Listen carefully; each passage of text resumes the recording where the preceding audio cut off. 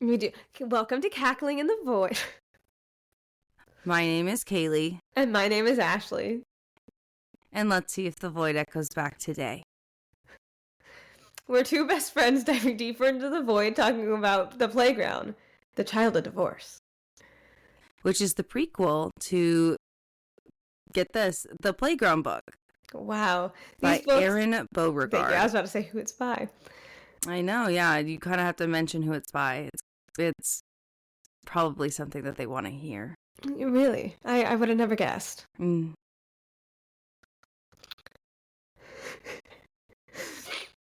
So, we have opinions on these books.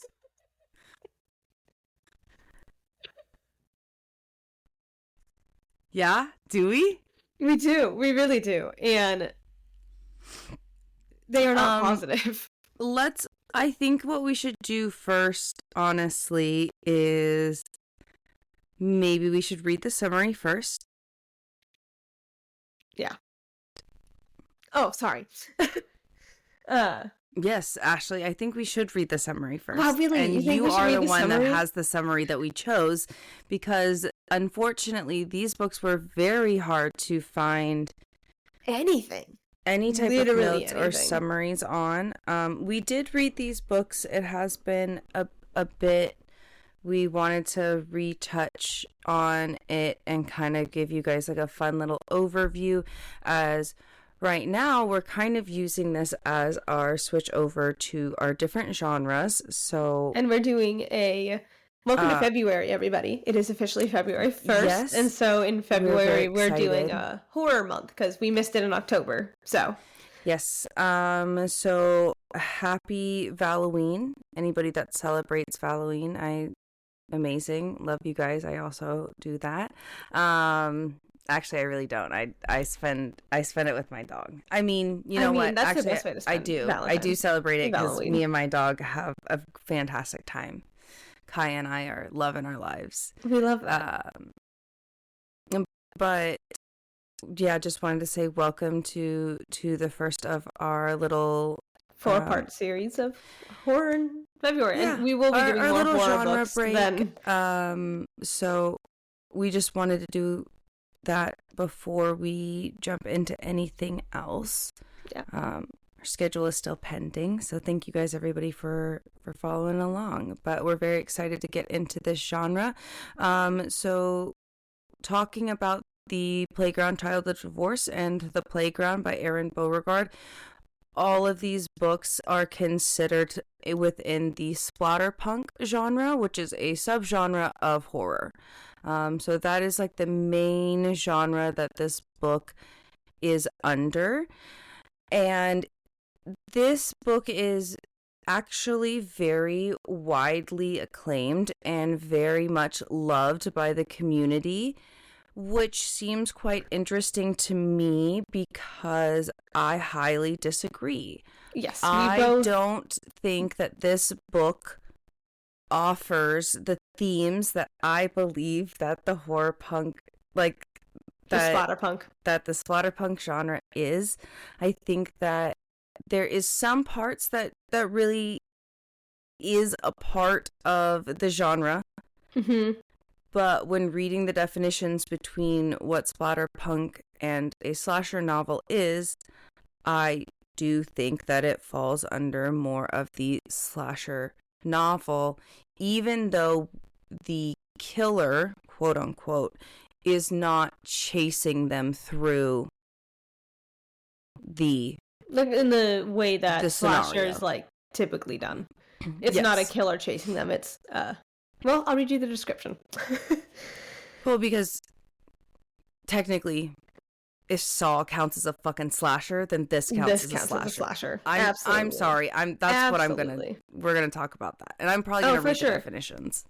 Oh yeah, and then as you should, and we have ways to describe this book, and so stick ready with that because I think this is the first book that we're gonna be like, hey, this was a book that we would have DNF'd if we did not create that rule. See, that's the thing, is I don't know if I would have. See, I don't DNF books though. Yeah, but I don't. If we did, either. I feel like it would have been this book. But also maybe we wanted to see how bad it would have been.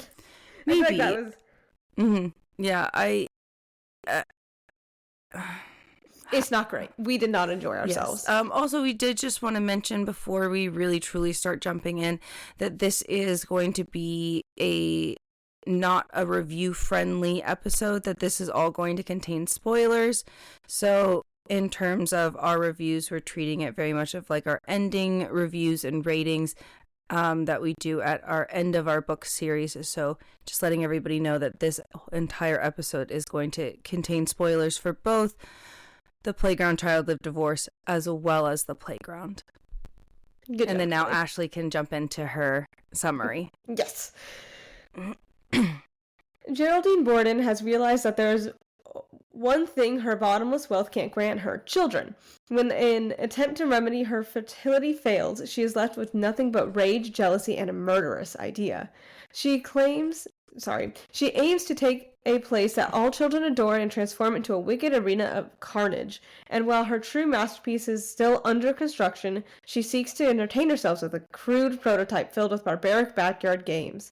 Several children from a small New England city have gone missing under mysterious circumstances. This group of kids, who once believed fractured families and teen angst were their toughest battles, now have a whole new set of problems. With no parents to guide them, will the children thrust into Geraldine's nightmare world have the grit and determination to escape, or will they fall victim to their sadistic captor? I will say that is a good way to describe the book. I will say that. Yeah. Right off the bat. The author did not write that. The author did not write that. 2, it does not say anywhere in the book that they are from New England. The only way we know that they're from New England is because of this. Yes. Right off the bat. Second, off the bat, before we really, really jump into it, we just want to mention this book, it is, as we said, like more splatterpunk. It does contain a lot of spoilers, including incest, racism, Nazis, feces play, ableism, child abuse, sexual assault, homophobia, and it's also like really, really, really stereotype heavy, which isn't, I don't know if that's fully a trigger, but very stereotype heavy in many, many ways. And there's more. Well, we can link the description of all of the trigger warnings, because there's a lot, but I'd say those are the ones that really stood out to me. And also like vomiting and stuff. Yes, also just want to mention there is animal death in the book. If that bothers anybody, please be warned. Yes, and if you have some triggers, we don't want to be the reason that you're triggered, so please go check in the description just to double check if there's anything that you... Absolutely. Also, as well as infertility. Infertility is a trigger. You're right.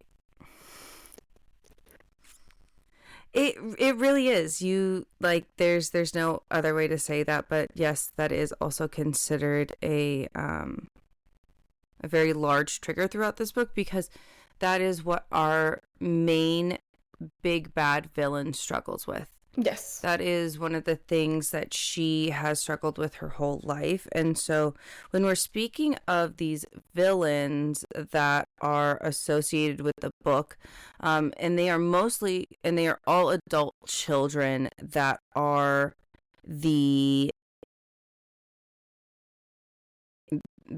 they're all adults that are the villains, quote unquote, of the story. So we have Geraldine, who is our biggest villain throughout the entire series of The Playground. We also have Fuchs, which is his last name, actually.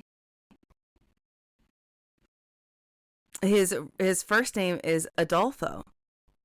I'm probably pronouncing that wrong. Very sorry. My German is not fantastic. So really? Yeah, it's really not fantastic. And those are the 3 villains that we need to point out, because Geraldine and Rock. You're correct, and Rock. I forgot that Rock exists. Rock is very important. Rock is actually really, really important to the story. Those are the three main villains. Yeah, I only listed off two, and then I was like, yeah, those are the three main villains. And I was like, you are correct. I cannot count right now. It's okay. I only said two. So we have Geraldine, Fuchs, and Rock that are the main adult villains in this story. I think some people could argue that Matthew, who is a child, could also at some point be considered a villain in this story. The Playground Childless Divorce, it does start off, we do see Matthew as the first child that is introduced. Yep. But first, I think there's something more important we need to say. Yes. Kaylee's scared. I am. Let me set the stage. Oh, yes, you are correct. Because I black this out every time. Every time, and I don't know how. Because I feel like it's time. the one thing I remember about this book. I think it's really because I cannot fathom. I can't either. I cannot fathom that this was the dedication. Like, I just can't. I cannot fathom. Insane. It's very hard for me to comprehend that was the dedication that was written and published. That's what I was like. I don't know about that. So let me set the stage for everybody. Yeah, you're right.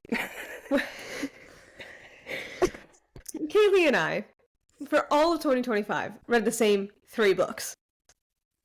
Yes, and you are correct. We used to read probably 10 to 15 different books, maybe even more, depending on how the size was. Like, we read a good chunk of books because of the podcast and reviewing, and we had a good time with it. Not complaining. Yeah, we had a fantastic time, and we really do love the Empyrean series. We do. It's very fun. Go check that out. Anyway, so we were like, hey, Kaylee was coming up to visit us, and we're like, let's read something else just to have a nice break. We could film a fun episode while you're here. And so, we're looking, and I went, oh God, there's a second one now. And I said, hey, Kaylee, do you remember the really shitty book, The Playground, that we read a while ago before we started the Empyrean series? So this was in 2024.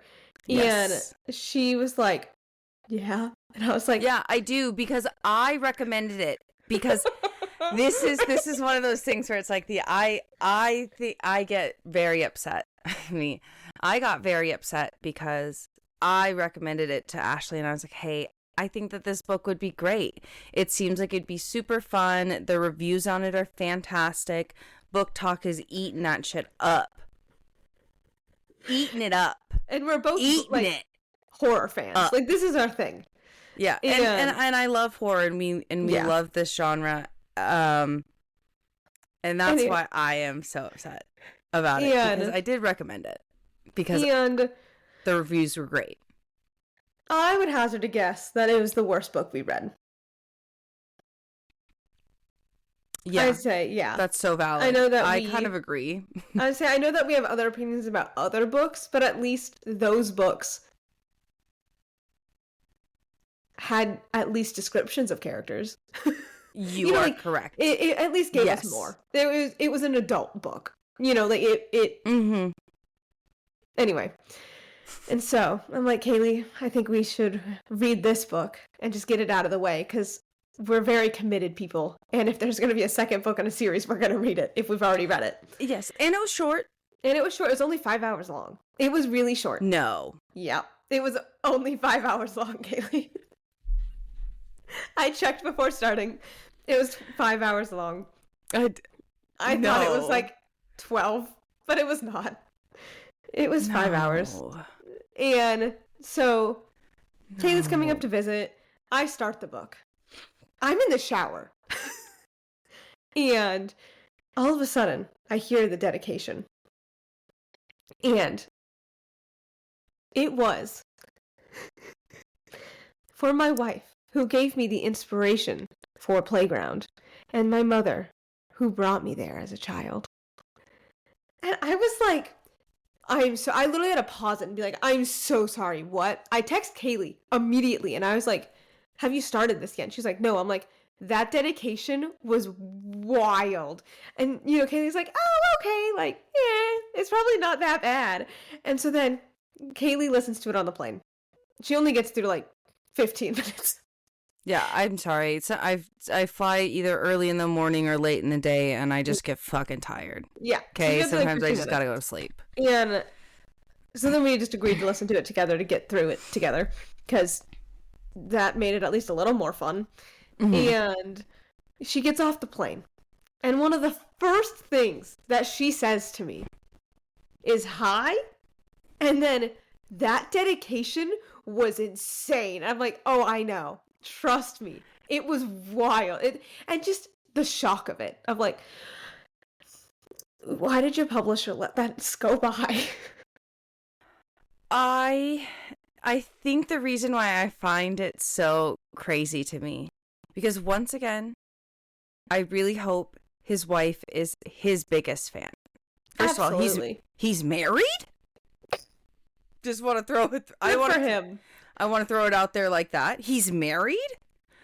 But I hope that his wife is his biggest fan, and either is his biggest fan and reads everything and absolutely loves it, or is still his biggest fan and doesn't read any of his work, but is still his biggest fan, which is fantastic. We love that for her. The thing about the mom, I guess it's not really necessarily like his wife being like, hey, I think you should like write about this and like encourage you to like write and support your dreams, and to obviously make and to become like a real published author with multiple titles under your belt and a couple of really large sellers within the splatterpunk community, which is a great feat. Congratulations to him.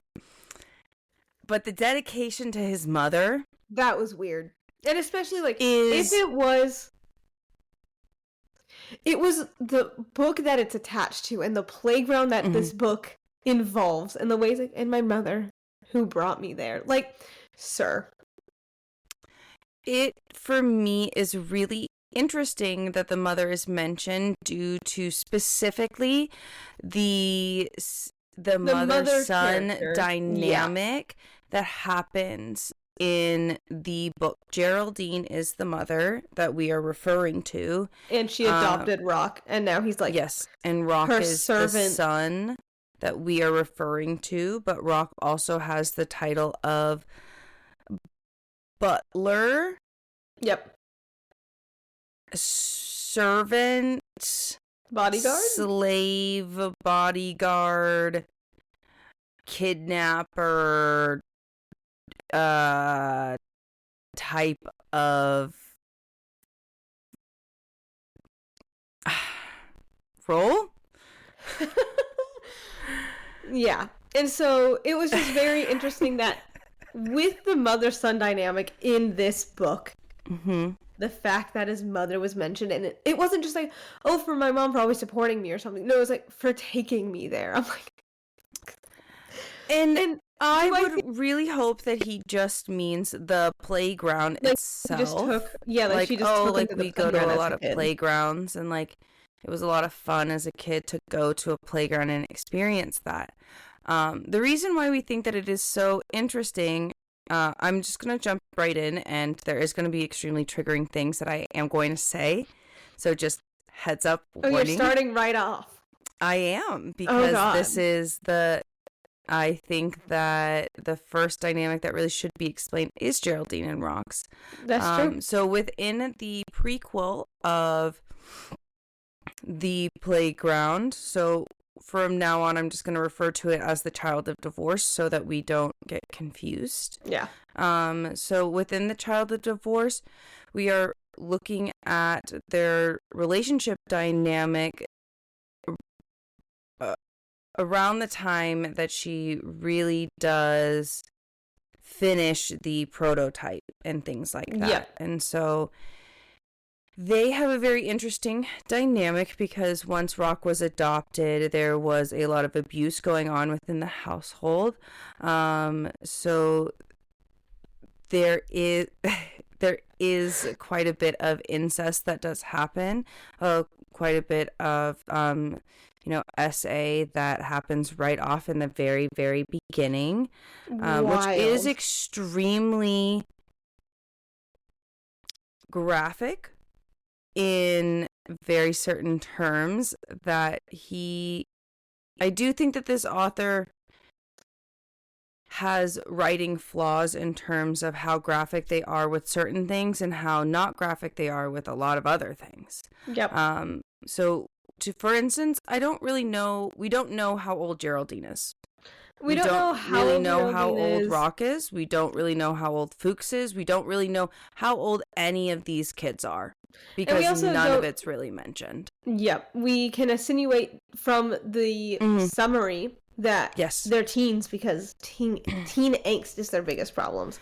I don't know if they're teens. I would consider them preteens. There's no way. Because in my mind... I could see them No. There's no way that Jasmine... No, there's no way. The older two. The ones that... Oh my god. At the very end. Yeah. Okay. When they how old do you think those kids are? 14. Absolutely not. Really? I can see them being 14. No, because... 14? No, that makes sense. No, this is why. This is why I'm like, oh, absolutely not. The sister is 11 or 12. No, the younger sister's not. The younger sister's much younger. I would 8 or 9? Yeah. Because I would say that the oldest kid there is 12 years old. There's no way skipping to a beginning part, there are twins they're not twins, they're sisters in this book. Yeah. Stephanie and Kayla. Yep. Great. I love that. Those Stephanie and twins. Kayla. They're just sisters. Yes, they're just sisters. There's no twins in this book. I apologize. They're just sisters. I thought Jasmine and Freddie were twins. Or were they just friends? No, they're just friends. Oh, got it. Thank you. Yeah. Jasmine and Teddy are just friends. I'm reaching into my memory, guys. I don't remember this book. It's okay. The reason why is because no 15-year-old with a cognitive brain would ever go up to a stranger's car like that. God, I forgot about that. I do not care. No 15-year-old would ever do that. No 15-year-old would ever go and approach a stranger's car, and let alone a man that they have never seen or met. Yeah. Actually, they have seen him because he was loitering outside of the parking lot. He was loitering outside of his car, watching these kids walk into the YMCA. So in my mind, if Coach Cal never introduced them, it would make no logical sense that this random-ass white man had these shoes to lure these kids to his car. That's true, and I feel like you're right, where a 15-year-old wouldn't do that. And also, I also want to say, right off the bat, 2 things. 1, this is going to be a very, very, very scattered review. Yeah. It's going to be all over the place. It's going to be chaotic. Mm-hmm. It's going to be a lot, but it's going to be fun. The book is so all over the place, and so... Yes, that is why our brains are like this. Reading the book. Mm-hmm. So that's why I don't think that she's 15, because there's no way. Old is 12. Maybe 12, 11. Okay. I honestly think 12 is the max age. Because also, if you think about it, if Josh has never held... That sounds so bad of me. I'm so sorry if anybody has experienced this and hasn't held hands with a person of the opposite gender until you were much older. But in all certain terms, Josh holds Stephanie's hand and he's like, it's the first time I've ever held a girl's hand. And I'm like, didn't you guys hold... I understand it's different because that's your crush, but you've touched a person of the opposite gender before because they make you hold hands when you sit in a circle. They do. I'm confused. They so do. That's also why I'm like, yeah, no, these kids are really young, because I don't think a 15-year-old would say it like that. That's true. And also the crush aspect of it. Oh, it's my first crush. Yeah, you're right. Anyway, and so Also, like, sorry, I just wanted to throw it out there. This, back to kind of your topic of like, he describes, I know way too much about certain things and literally nothing about other. I cannot tell you what more than half these characters look like. I could tell you that Coach Cal is an African American man who has a prosthetic. That's correct. Marco is Hispanic. Mm-hmm. And Fuchs, we can assume, is very white. Is very white with blonde hair and blue eyes. Because he is a Nazi. That is literally, and he also enjoyed being a Nazi. He loved it. He loved it, and he like still studies it and has like, yeah, it really was. It's also very interesting, going back to his character, that he loved it to the point where he still had Nazi memorabilia and text just laying out in his car in New England. It's wild. Yeah, no, that's insane. And it's just wild to me how the lack of description and it's just so bad. And it's also,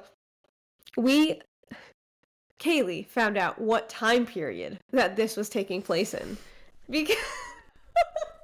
Because Kaylee had to do, we had to do research to figure out what time period this was. And granted, I guess there was a couple other things mentioned that gave it away, but also it never said when it was, ever. You would have to either know the information or look it up like we did. Kaylee, please. And the reason how we know this is because Crystal Pepsi is a large sponsor of this book. Crystal Pepsi, not a sponsor, but it could be.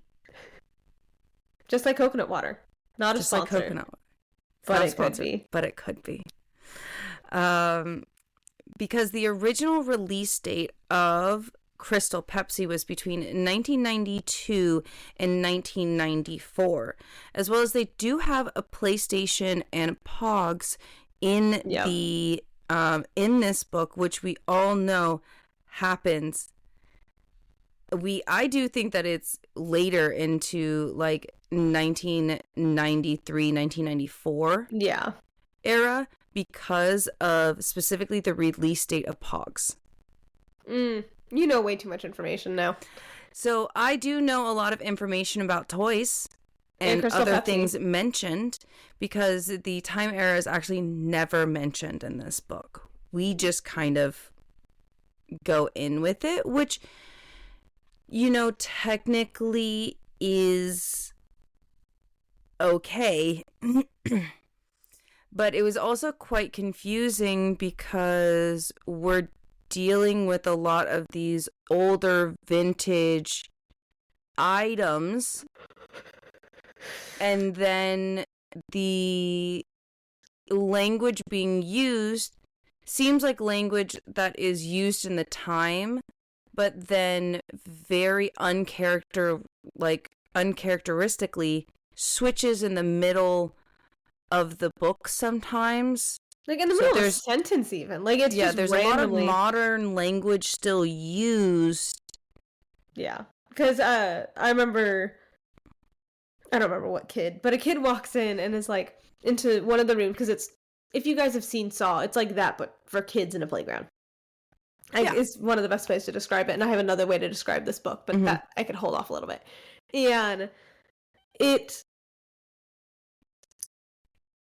she just walks in and is like, the vibes in here are wrong. And then at another point, she's like, this is giving red flags. And I'm like, I don't know about you. I don't remember that stuff being said back in the 2000s. And like,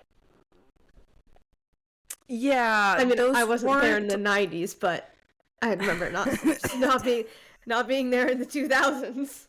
I love Ashley. I wasn't there. I also don't remember these terms being used when I was younger. Like, that's a very modern thing. Like, I don't even remember it being used in the 2010s, really. Maybe the end of the 2010s, but even then, I feel like that was a 2020 thing up. Well, no, it was there. It was like just not as nearly as prevalent and like not as widely and not widely socially used. But obviously this language and rhetoric has always existed. I think well, like Vibe was out definitely by the 2010s. Oh, yeah, for sure. I don't know the usage of red flag in terms of that. I know like that we did have it and we kind of used it, but it 2020 to 2021, it exploded on TikTok. Yeah, I was like, but it wasn't like, I mean, so even like in the 2010s, it wasn't. Thing. No. like it wasn't a really big thing. And, you know, this Vibe was a thing in the 2010s, like the latter half of 2010s. Yeah. But it was mostly, it wasn't used the way that it's used now. No. So it is kind of odd to hear the language used in this book because, you know, it's set into like the mid-late 90s, but it was also written in 2025. So that could also have a lot of sway in the modern language that is being used. You okay?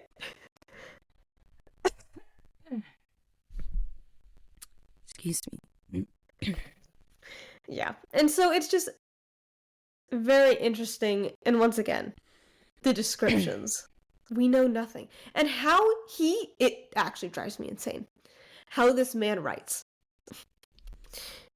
dialogue and like that aspect of it, in the sense of not only is it like modern language in the 90s, but it's also, I mean, we just listened to a clip for this. We haven't listened to this in a couple months, but we just listened to a clip of this to figure out what traps were and things like that, just so we can give you guys the best review and like overview of this that we could.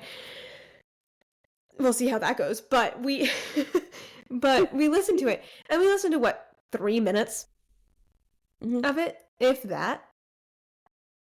And he has a habit of a character, and we swap inside the heads of different characters. But it's an omniscient view at the same time. Yes, the reader does have a very omniscient view of the entire situation. Yeah, but we kind of swap. We swap perspectives, I guess I would say, but we don't.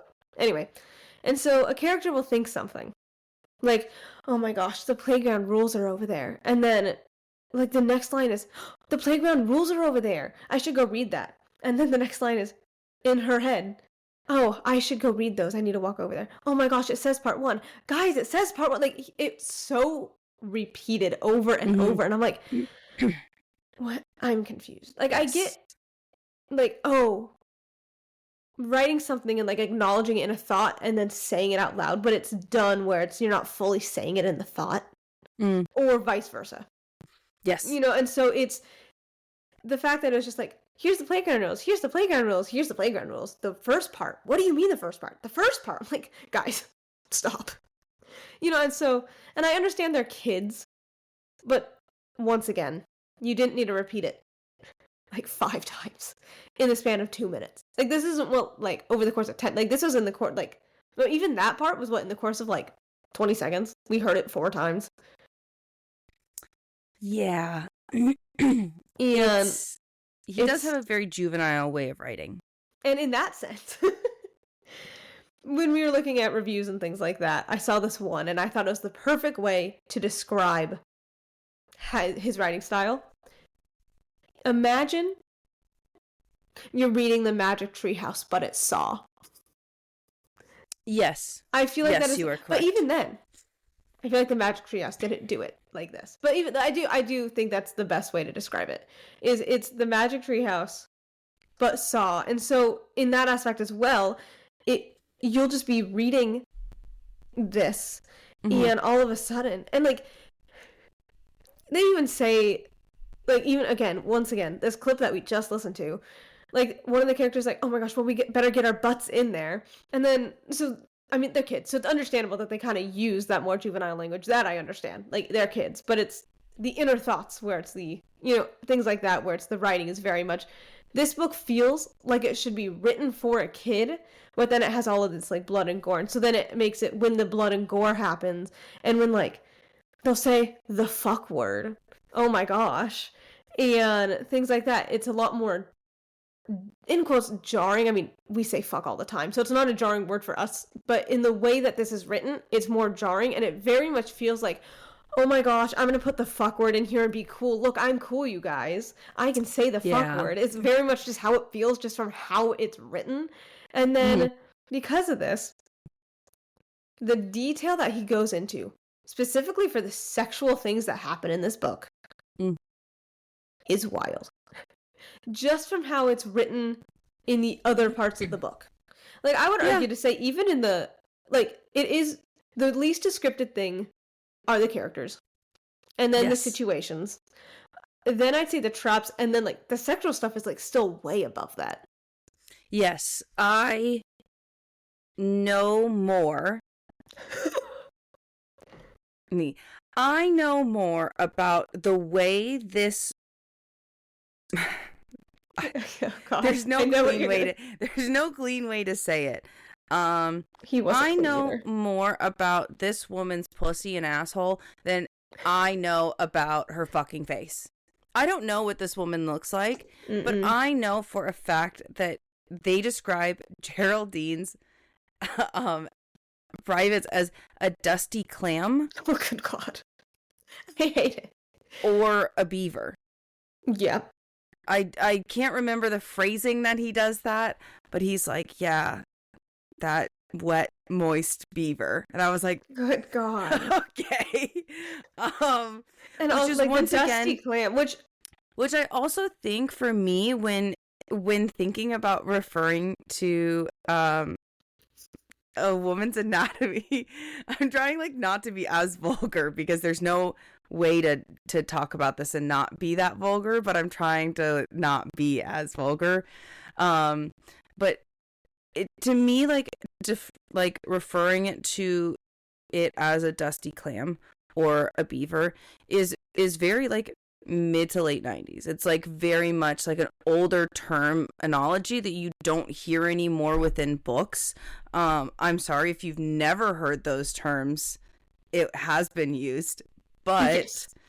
And then we get the switch to very modern dialogue. But I do know the way that her folds look, and I know a lot about her asshole and her hemorrhoids and all of that, because that is very heavily described. Ashley's going to take over now. Ashley's going to describe the hemorrhoids to you. Oh, good God. And we know way too much about how she likes Rock, which is her adoptive son.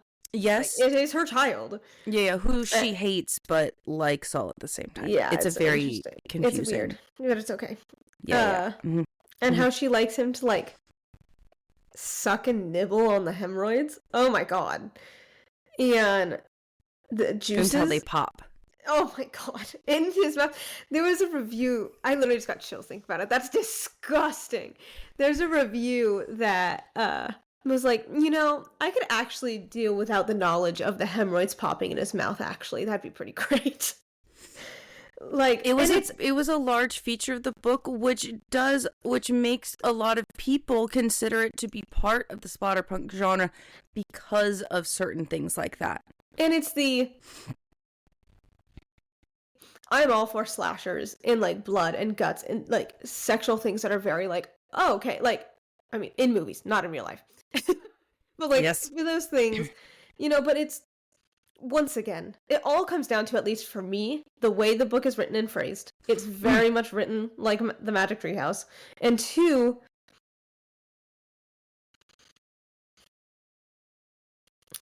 it was very much just there for the gross out factor, not for any plot relevance, I feel like.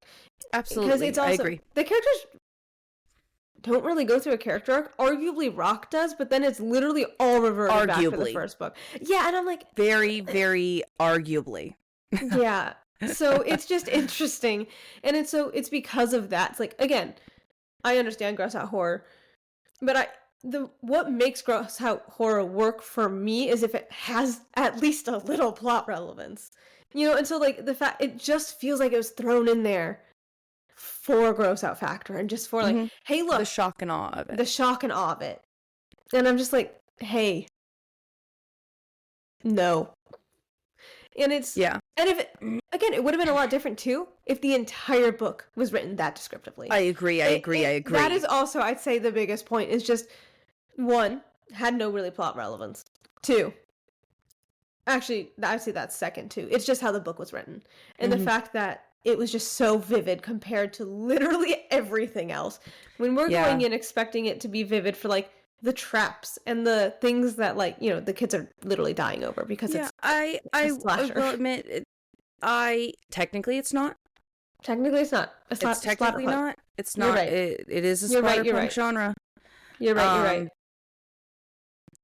But arguably, with the way that it is, I don't know, because when reading the definition of the difference between a splatterpunk book and a slasher is really interesting. I know that we're gonna bring it back just so that everybody like knows the difference between them. So the main difference, sorry, I have a lot of notes open. So the key difference is splatterpunk is more about the style and message of extreme violence, rebellion, art, and social commentary, where a slasher is more about the plot and suspense of the killer and the methodical hunt and killing spree that they go on. So arguably, it doesn't have a plot, so maybe therefore it's not a slasher because the plot is non-existent. But do I think that there was any art or social commentary happening? For me, no. But some great people with literary degrees have said that this book really does tackle the idea of childhood trauma that is caused by the separation of parents, as well as the inability to understand and parent well. Mm-hmm. And when I say and parent well, we're talking about providing a child with a calm, safe, emotionally available environment. Which is, I'm not going to lie, a very hard thing to do. I'm not saying that being a parent is easy. I'm just saying that I don't think that the parents had any relevancy necessarily to the series.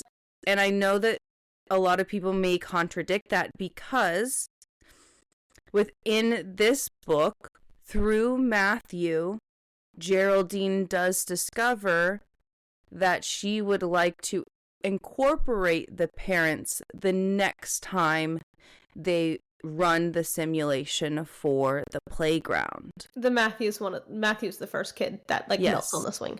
Matthew is the first child that we meet. Matthew's parents, very surprisingly, I know this is going to come to a shock to everybody listening, his parents are getting divorced. Oh my God. I know. It is shocking. But, we have a couple interactions between Matthew and his biological father. They're playing catch, and we do find out that Matthew does struggle within sports. Which is also why I do put Matthew's age at a younger age, because the way that they describe him throwing that baseball and not being able to throw or catch, that does seem like the coordination of a smaller child. That's true. To be quite honest, I would place, and also it's the way that Matthew speaks. I honestly would have thought that he was like 7 to 8, but he has to be one of the older kids, so maybe he's either 8 to 10. Interesting. Which is interesting because it does talk about how he doesn't really have a lot of coordination. He can't throw it that far. He doesn't, they're not signing him up for sports, they're just going out and playing catch. Yeah. And also, so his dad's teaching him how to play catch, and he's having these interactions with his biological father. Yeah. And it's also, this is where He's we a dentist. Yep, his biological father is a dentist. Yep, which we know only through his stepdad. Yes, and his stepdad does construction. He wants to do construction because Bill says, which is his stepdad, that dentistry is a bitch job, and I went. Immediately, I was like, "Damn, that's crazy. You make a lot of money as a dentist. You do, and you also, like, that's a lot of schooling. You have to be smart to be a dentist." Yeah. And also, wild statement, sir. Also, Matthew's like, "Oh, my dad's an alcoholic, and I like when he's drunk." I'm like, okay. I also just think that regardless of the age, I don't think that that is a healthy habit or a healthy thing to say. And if you prefer somebody only when they are drunk, I don't I don't think that that person's for you. I don't think that they're your friend. I don't think that they're a good person. Because I don't think that they should be your parent. Yeah, and I definitely don't think that they should be a parent at that point, because it's just such an unhealthy, toxic mindset that it'll get yourself into. Because if you're wishing someone to be drunk, that's just unhealthy for them. Therefore, like, it's just such a not a great situation that.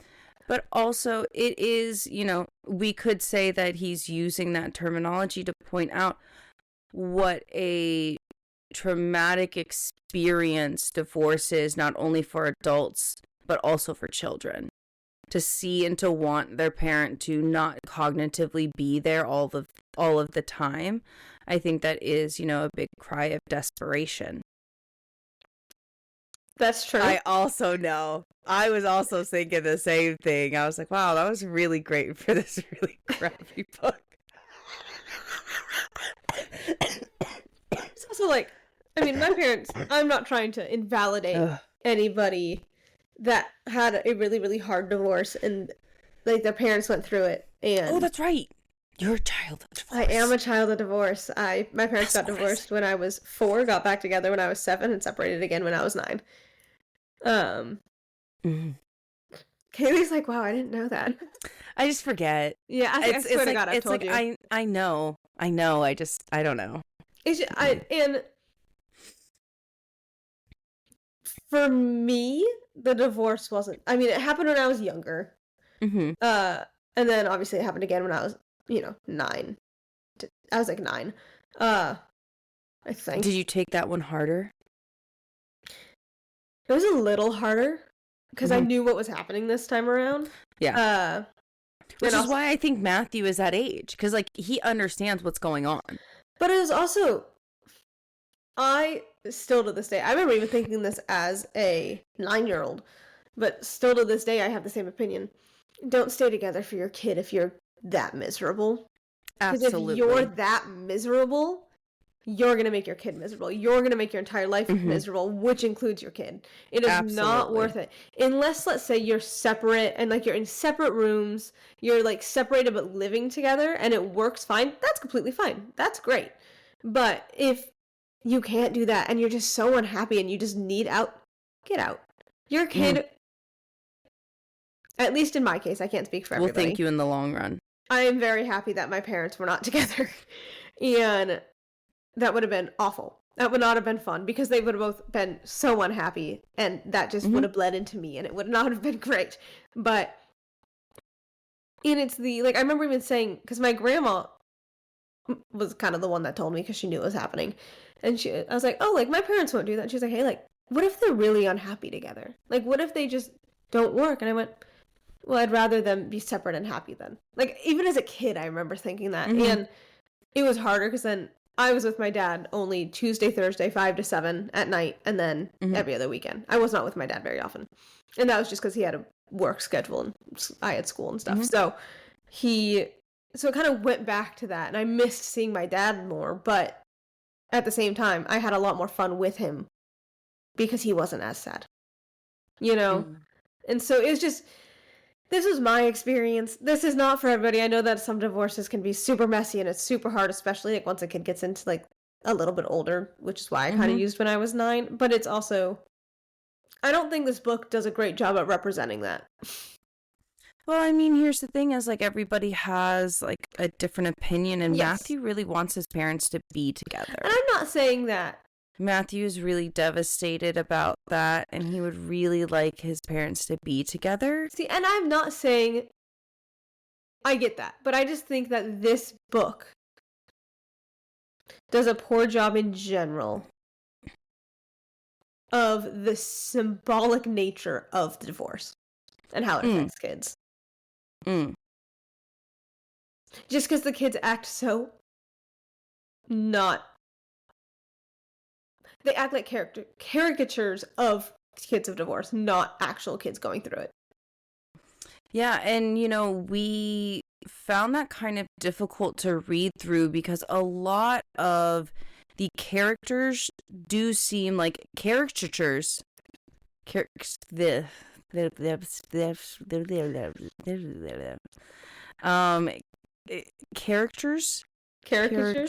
Yeah, caricatures.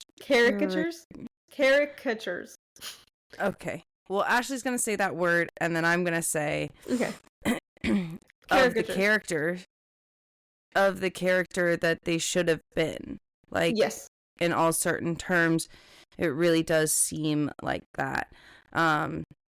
We also see throughout the book that, you know, Geraldine has also experienced quite a bit of trauma throughout her life and has once again let I need to backtrack a little bit. Another large theme that a person with a literary degree pointed out that I don't know if I agree with is the theme of what abuse and childhood trauma can look like as an adult, and to see once again victims of assault or trauma continuing the cycle.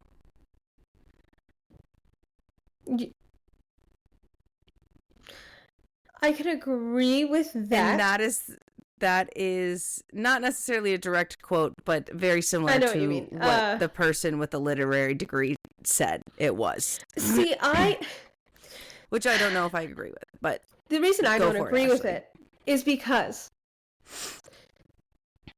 to our knowledge, Geraldine as a child was not sexually assaulted. She sexually assaulted her mother. No. I think that the first time that it happened, I thought it was a very, like... No, that was on her. Assaulty circumstance. Really? I don't remember it very well. Because... But what I remember is, like, she went into the bathroom and ate her mother's shit out of the toilet. And then... Well, she did that after the initial assault. I feel weird saying assault. The initial incident happened. I don't know, because I remember it being mainly on Geraldine doing it to her mother. Like, she found out she was attracted to her mother, and then she kind of forced her mother into these situations. Well, so she only had oh yeah, and also Geraldine's, like, obsessed with her mother sexually.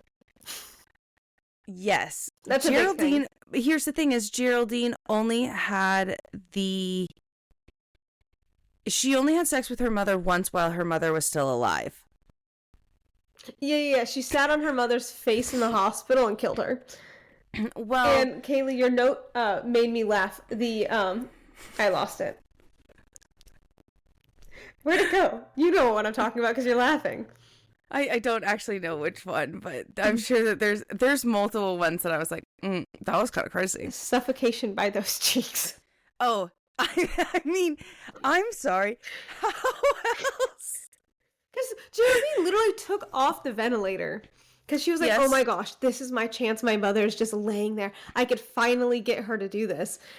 Yeah, and she sits on her. As her mom, I guess, is like eating her out, but like screaming because it's okay. And then her mother dies. Yes. Because, yeah, she suffocates in those cheeks. I also apologize for laughing at this situation. I'm not like it's just so beyond our comprehension that I think it just wraps around to us. Just like laughing awkwardly because you're in a situation where you're like, when you laugh in a situation where you just feel so uncomfortable and there's like no other way to get it out. But that is mostly what my laughing is. So I apologize if I offend anybody. But also, yes, Geraldine suffocates her with them cheeks. And so that's why I'm like, I don't remember her mom doing anything beforehand. I just remember her. Yes. And so that's there why I'm was like, this is an initial not incident. Drama. This is it's okay. There was an initial incident that it does happen where she does figure out that she is attracted, and that's where she goes and she starts eating her mom's shit because she wants to be able to feel her inside of her. Good God. And those are things from the book that is said. And we're really trying not to kink shame. People can do what they want. I am not, but this it was author how it was written. Really enjoys a lot of scat play. Do you remember the descriptions of her going to the bathroom? Yes. And how it was described? Yes. I mean, very like human centipede-esque. Yes, very type human centipede.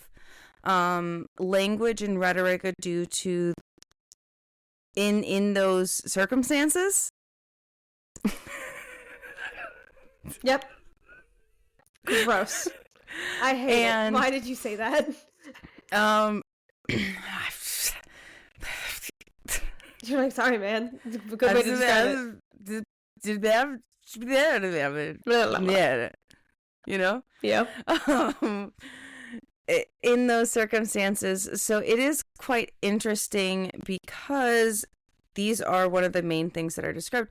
But also within the child of divorce, we do discover how deep Geraldine's love for her mother really is, because within the playground, her mother is mentioned only a couple of times, but her mother in the child of divorce is mentioned quite a bit, because we do know that the death of her mother really derailed her life in a certain way, because once her mother was suffocated by them cheeks, she did have an entire funeral service and did lay her to rest, and then really did quote unquote, I was going to say quote unquote, battled grief. Oh my God. For a week or two before her sexual urges and desires led her to unearth her mother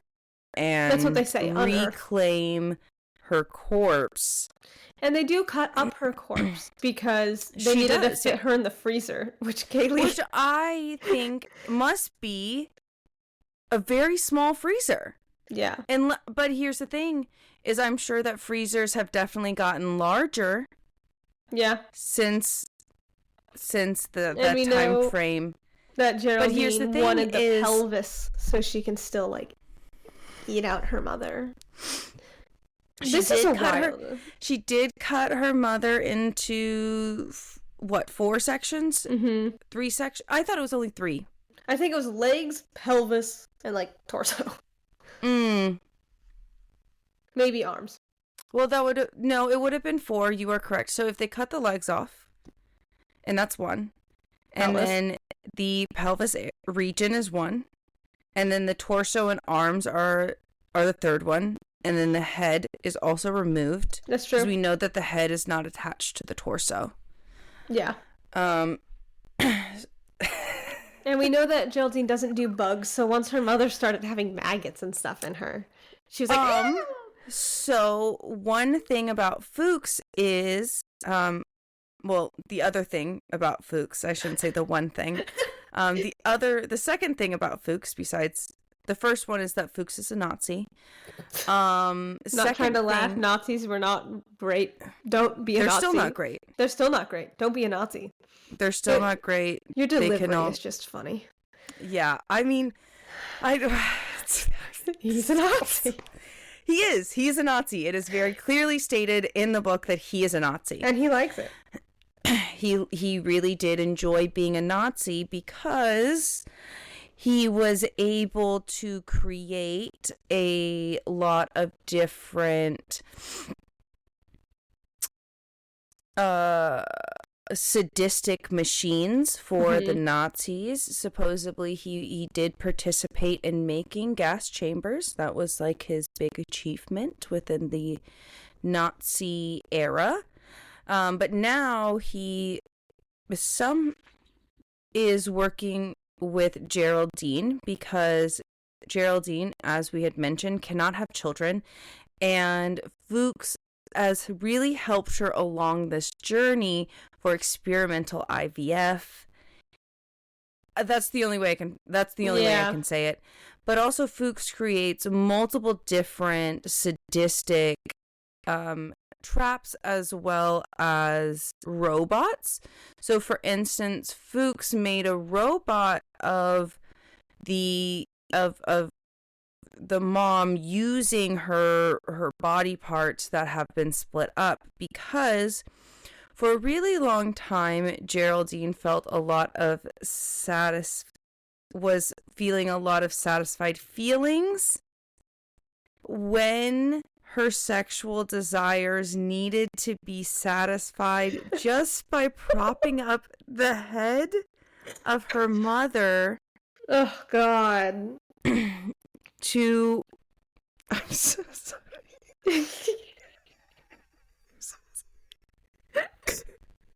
The brain rot is real, you guys.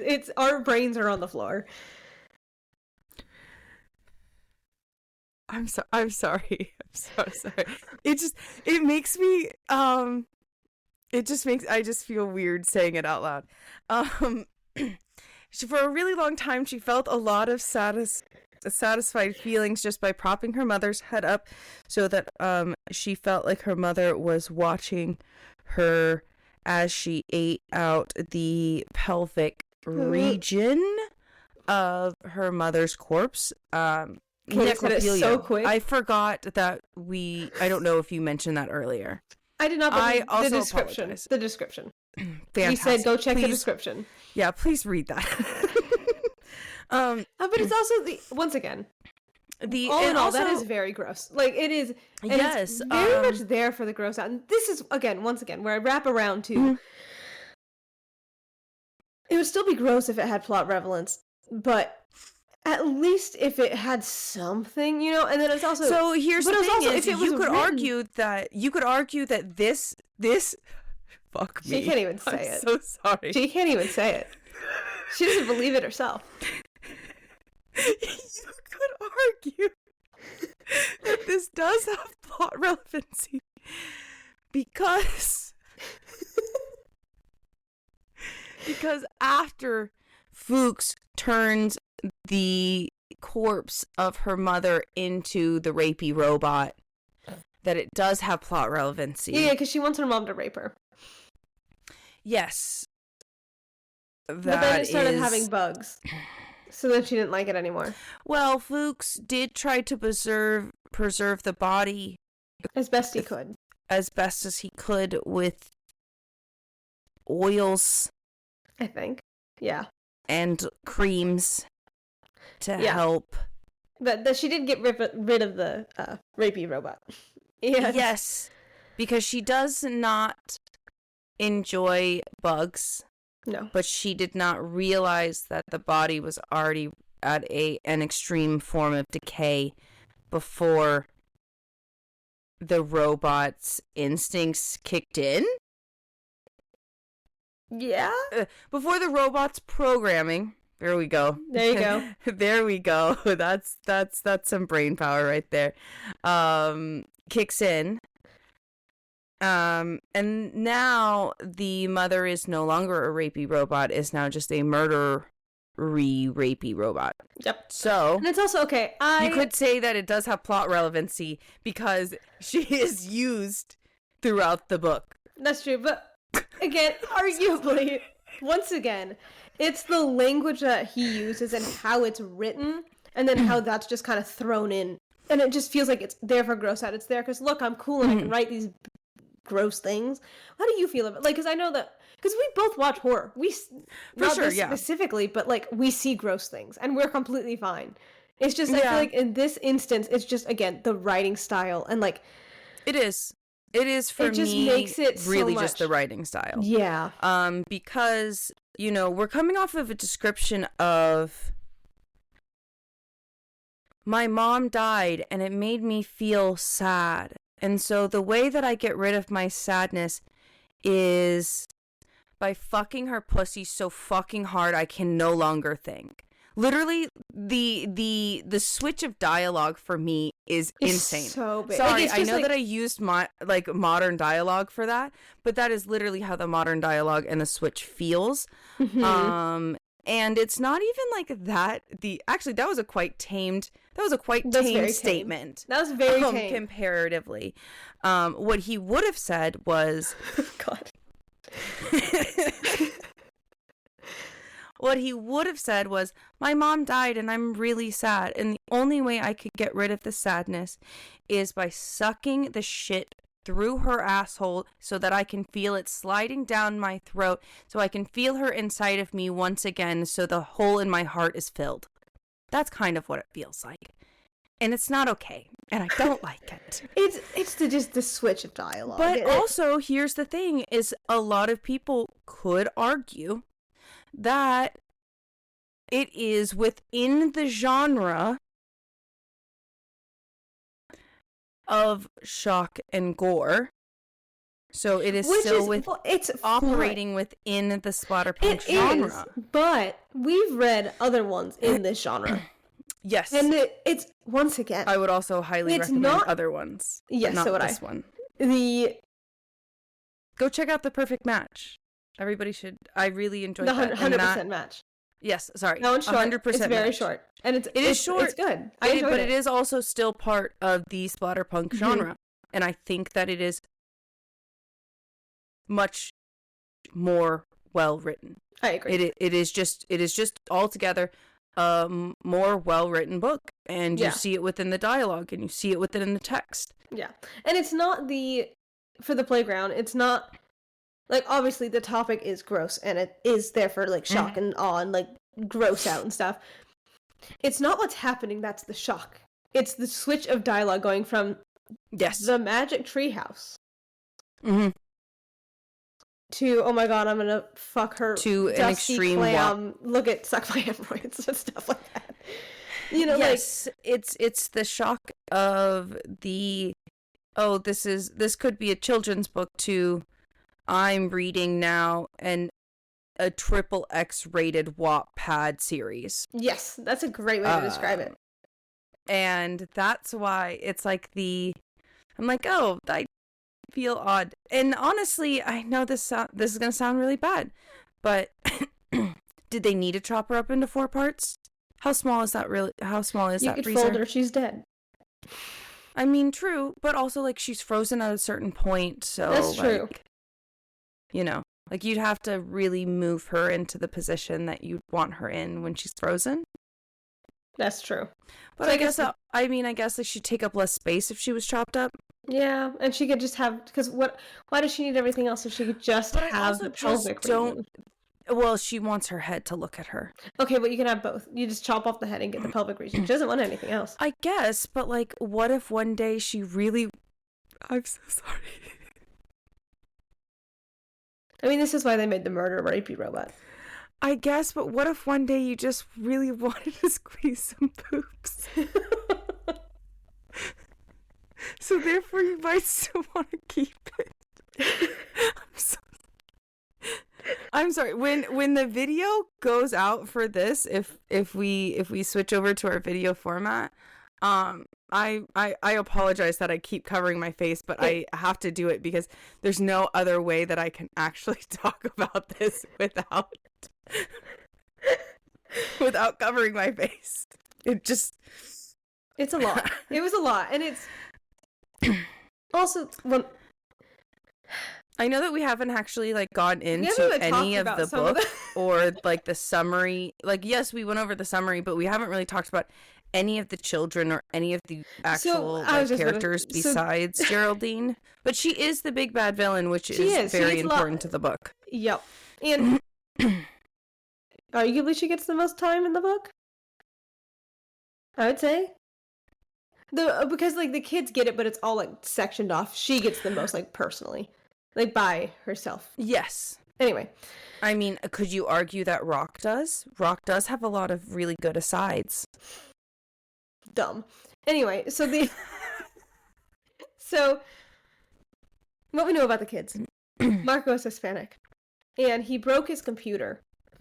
Yes, by spilling Crystal Pepsi on it. Mm-hmm. And his dad gets him a new one. Mm-hmm. And he wants to buy drugs. He wants to buy weed and cocaine. Yes.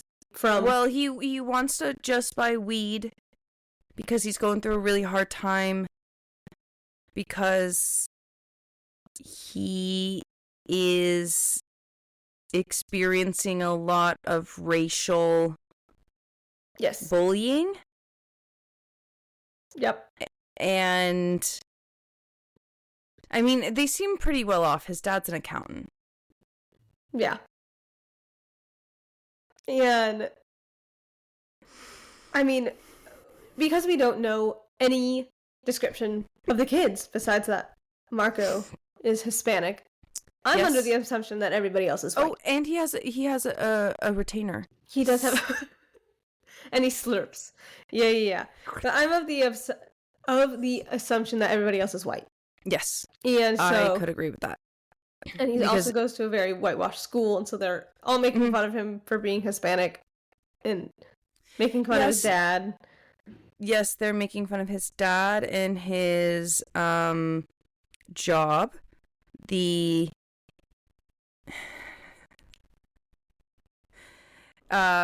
do make a lot of like racial jokes, specifically, about him eating tacos a lot. And they do mention that they don't think that his dad could be an accountant because he can only count to one. Yeah. And this is where I know Kaylee and I talked about it on the phone yesterday as we were talking about this episode. Mm-hmm. And where, one, don't be racist. Wow, shocking. Yes. But if you're crazy, that's a crazy statement to I say. know, shocking. But if you're in this day and age? I was about to say, but in this day and age, yeah. I mean, it shouldn't, you feel like it should be obvious. Anyway, it's okay. Yeah, but, People are people. It's fine. Anyway, if you're going to add racism into your book, and you have a racist character in your book, it is very tedious, and there's a line. And do research on the culture that that person is like, right, you know what I mean? It's like make it not, I'm trying to think of how to word this. I worded it so much better yesterday, but like the way that this was written, it just felt like it was thrown in to be like, once again, the shock and awe. It's like, oh my gosh. But then also it's one of those things where it's like the way that the bullying is occurring, it does make it seem like it's very juvenile. I remember what I said yesterday.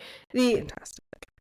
Do research on the type of racism that occurred during this time and what you're trying to achieve. I feel like that would be, like, if you're wanting to have a racist character in your book or in a media or something like that you're doing, do research and figure out how racism was, like, done, if that makes sense. So then it's not like just thrown in for the shock and awe like that. Like, it's just, if you throw it in like that, it's like, sir, how do you, like, it really just I know it made both of us step back and go, I want to know a little bit more about this author now. I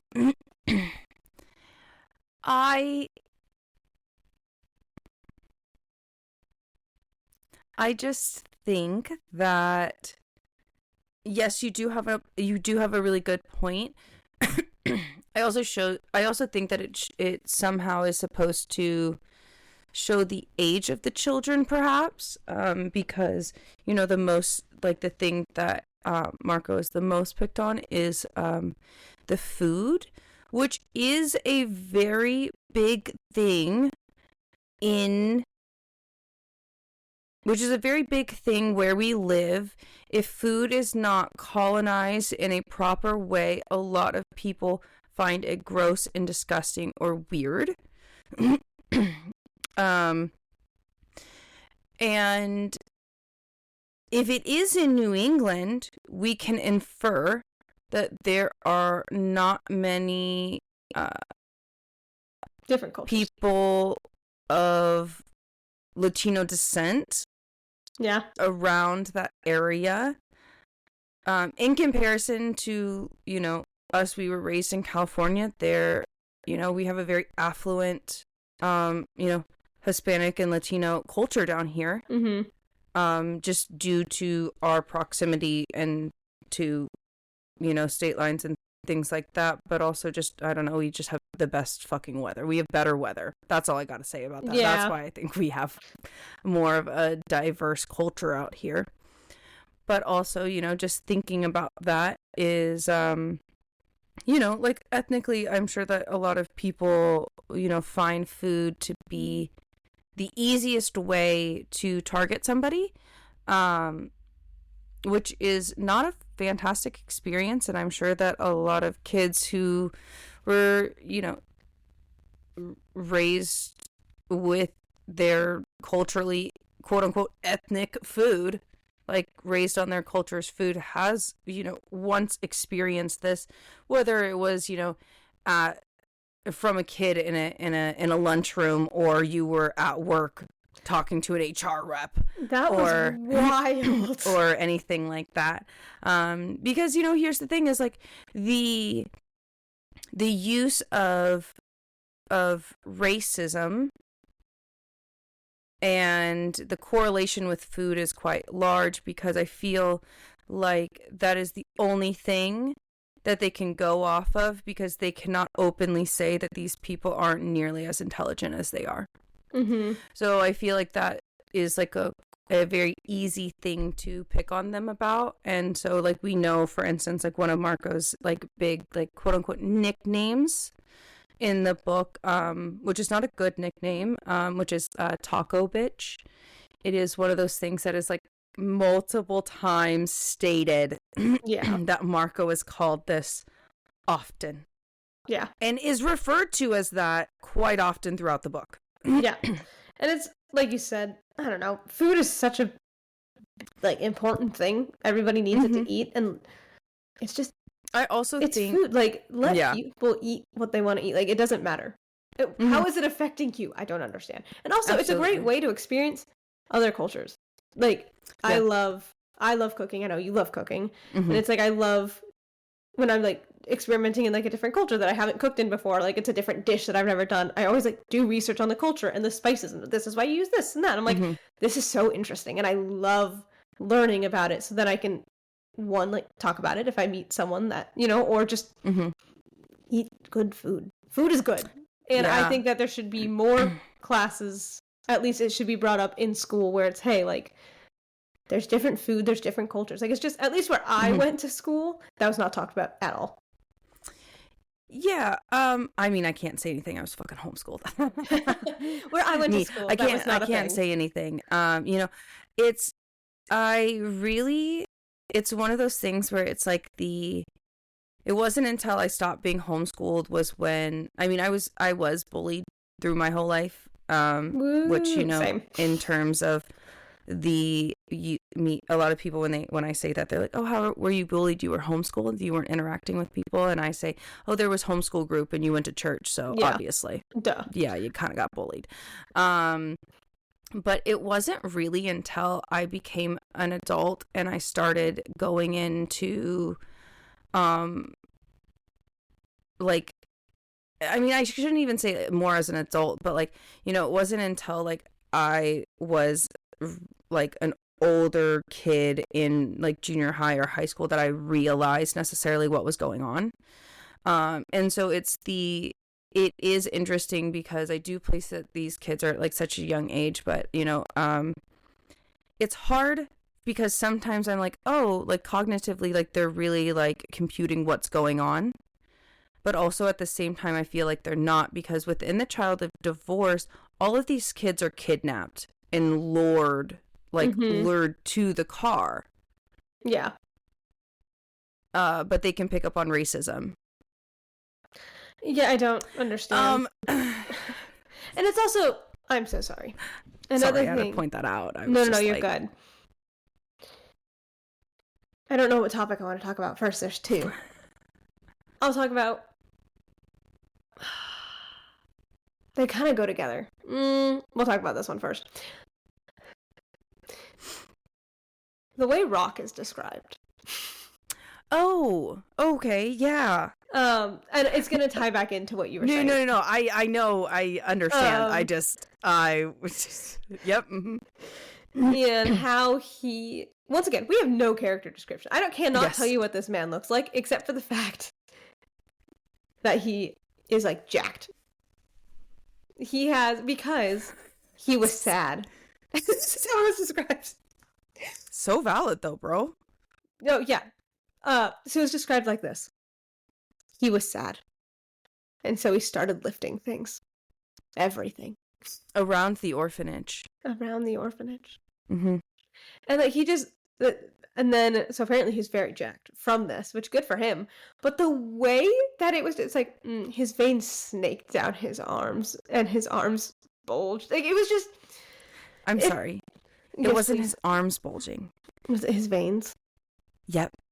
It was his large veins snaking throughout his muscular form, pulsing against his muscles. Gross. And I remember listening to this for the first time. I remember. I'm so sorry. I also apologize. I have like a bit of the allergies or cold or something. I don't know why I'm coughing so much, but you're allergic to this book.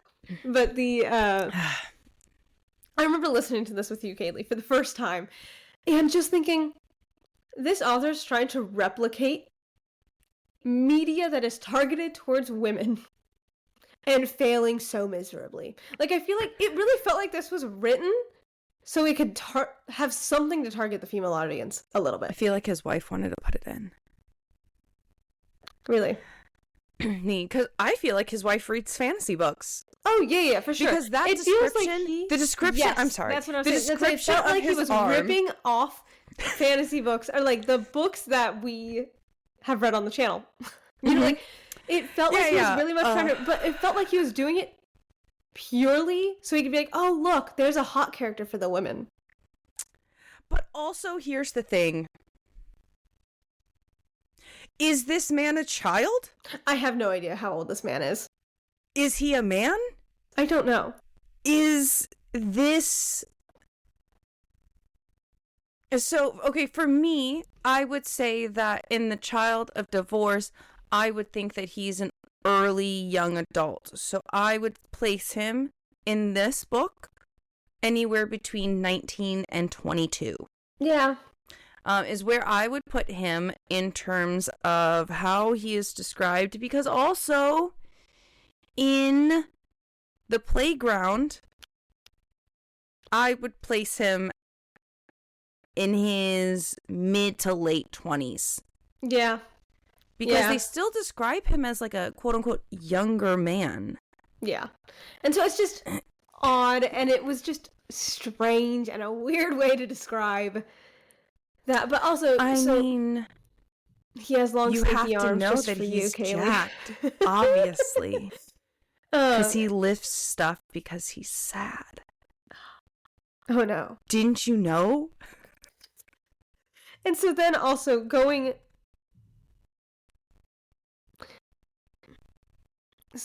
back to like how it's kind of like written, to me at least it felt like it was written just to kind of be like, hey look, there's a hot person for women who are reading this book. Yeah. That's really what it felt like. Yeah. But another reason that I think in quotes like backs up this theory, at least in my head, is how the women and like girls are written in this book and like this series, they're really written like they're written dumb. by a man. They're written by a man. You can tell, and they're written like they're dumb. The men literally do, like, they're like, oh, don't worry, like, we'll help you. Like, these are literally, like, you can tell when a man is written by a woman, and you can tell when women are written by men. And when men are written by men. That. Yeah, so a lot of the, well, you could argue that obviously he really likes the characteristics of certain women because technically his main bad villain is a woman. Yeah. But when you see the female characters that are presented even as the moms or as the children, they are only there to support the other male characters to develop feelings or comprehension of a situation. Mm-hmm. That's the only reason why they're there, and we see that very prominently throughout the book. For instance, I want to call her Jessica. I don't even know if that's her name. The twin. Stephanie? Oh, no, wait, that's the older sister. It's Kayla, because Kayla's the younger one. Yeah. So yes, the sisters, Kayla and Jessica. Stephanie. Stephanie. I don't know who Jessica is. I don't know who Jessica is. There's no Jessica in this story. I'm very sorry, guys. Stephanie. Kayla and Stephanie. Stephanie is more of a tomboy, really likes sports, is great at basketball, and has a large relationship with Coach Cal, who supervises the Y. And just so that it is stated, I don't know if people don't know this, but the Y is the YMCA, which is a community center that hosts after school activities as well as is open to the public. Yeah. But is also referred to as the Y, which was adopted. That was recent, wasn't it? I was gonna say it was called the Y in the late 90s. I believe is when it started. It was also called the Boys and Girls Club. Yes, it was also called the Boys and Girls Club, because of once again how many after school programs that had. But Stephanie is really good at basketball to the point where she's like, oh, it's so fun to do this and to learn this skill, and I'd really love to progress, but there's no point because I could never play professionally. Mm-hmm. And Coach Cal, who is her mentor, does not say, of course you can. You can still play in as a professional basketball player as a woman within the WNBA. Because of course, the NBA is very widely known, and she does mention it. She's like, I'll never be able to play professionally in the NBA. Yeah. And granted, I do not know when the WNBA was formed. So I could be wrong, but it does seem strange that somebody who is her mentor and pushes her to learn this sport does not encourage her or even mention the possibility that she could play throughout high school. 1996. Oh, so maybe. So she could have. By the time she was yes, she could have. But at the time that this story takes place, the WNBA does not exist. So therefore, okay, this answer is a little void. But I was going to say, he doesn't encourage her to continue to play. Yeah. Like he doesn't really encourage her to follow that. I guess I'm like, if the WNBA wasn't formed until 1996, did they not have women's sports throughout college? I feel like they would have, and then I feel like that would have came first. Right? I feel like college would have come first. Yeah. And so it's okay, but then again, I don't know. We're not sports people. I guess I don't know.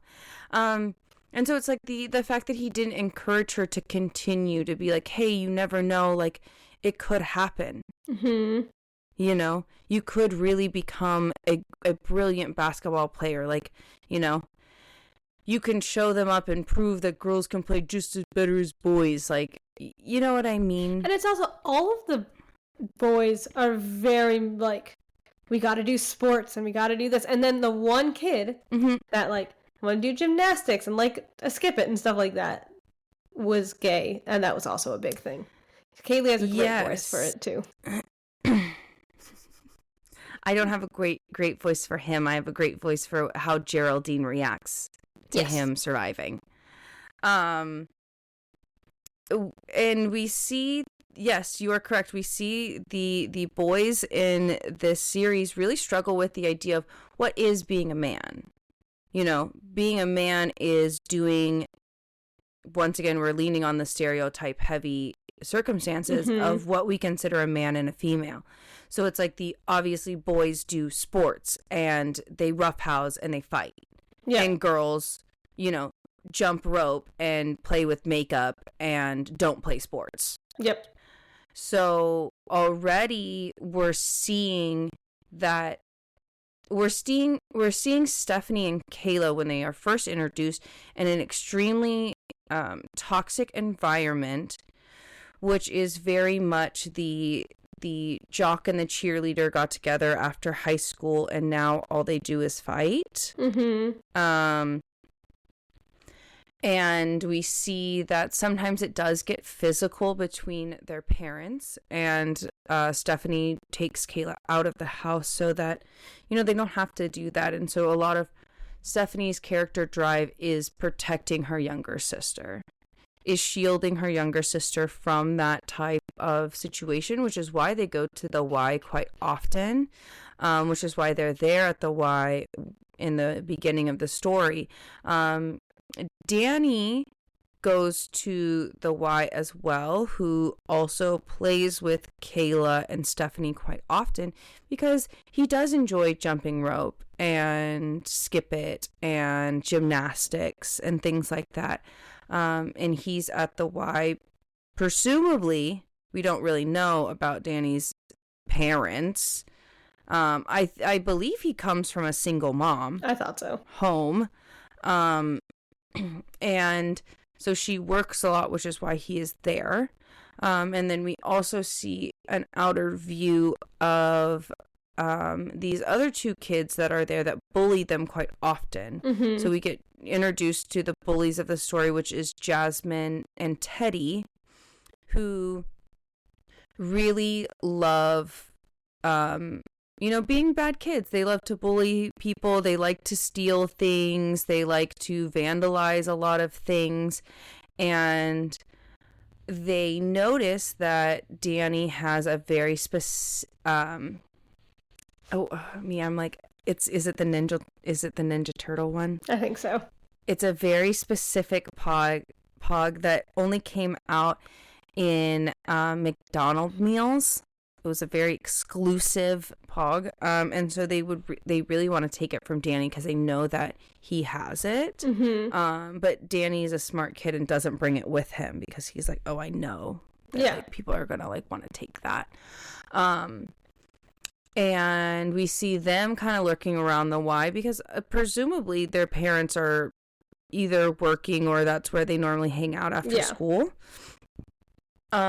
As well as we do, once again, we see Marco attempting to buy drugs from Josh, who is once again another troubled child who comes from a very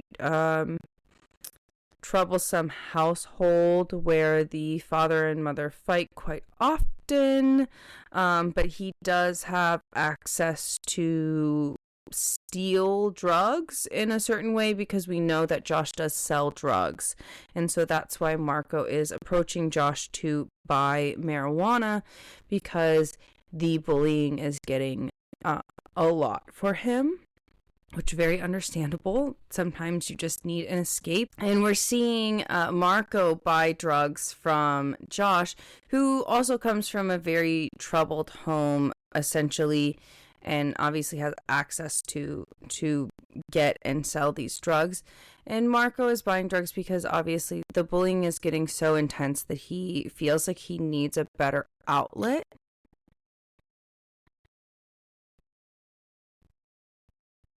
Is everything okay?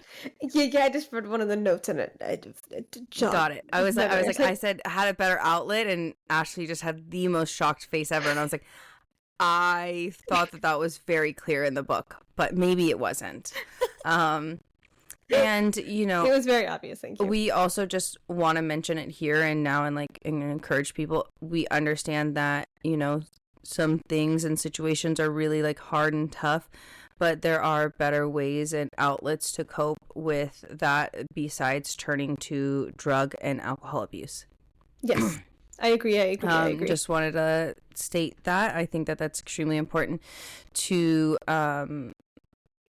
say, because the idea of a child buying drugs to numb themselves may be quite triggering for some people.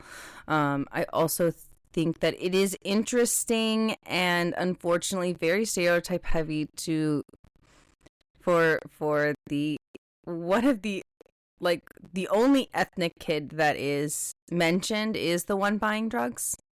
One can argue that Josh is the one selling the drugs. Yeah, but he's white. Yeah, I know. That's why I was like, I said it in that voice. I was like, okay. Yes, I don't know if that makes it any better. No, it doesn't. Like, I guess, do you think it would have been more stereotype heavy if Marco was selling the drugs? I think it would have been just as bad either way. I think it's just very stereotype heavy. Yeah, you are correct. And so, Marco is there. And so kind of how the kidnappings happen is that Jasmine and Teddy are actually taken first. And they are taken, once again, outside of the Y, but Rock is there to help Fuchs, and they lure them with a video game that they really wanted. How do you remember this? I don't know. It just kind of came back to me. Wow. I have no idea. I don't remember any of this. And they were, I think they were just like chloroformed and thrown into a car. I do remember that, yes. And they were taken, which is why the day before, which is why everybody's kind of like on like high alert almost. And then we see Josh get taken, not in front of the Y, but more outside around like his house, like a different playground, as he was like walking home, once again by Rock, because we know that Josh is the biggest child that they are capturing. Yep. And then we also see Danny be taken outside of the Y. But the one interesting thing is when they take Stephanie and Kayla, who are the last ones that they do end up taking, they are lured to Fuchs's car because Fuchs... You mentioned this in the beginning. Yes, because Fuchs tells Stephanie that, Coach Cal gave me these new basketball shoes for you. Yeah. And they're just in the car if you want to try them on at the car. And I'm like, see, this is why I'm like, yeah, no, she cannot be 15, because that seems crazy to me. Yeah, no, that's wild. But anyway, and of course Kayla is, trailing along. Yep. But they do say that Stephanie does put up a fight, and is definitely one of the most resistant child to go with them. And she does lose her shoe at the beginning, which is what they find, and which is what the police is like, oh, obviously she's missing, and then they alert all the parents and things like that, and the parents are obviously upset that their children are missing. Shocking. But all of these children did go missing within 2 to 3 days of each other. So it was like a very quick roundup, and they did choose these kids because they openly said, we don't think that the parents will notice as soon. Mm-hmm. So the parents are not involved within the first rendition of the playground, and the playground is kind of like the summary stated, a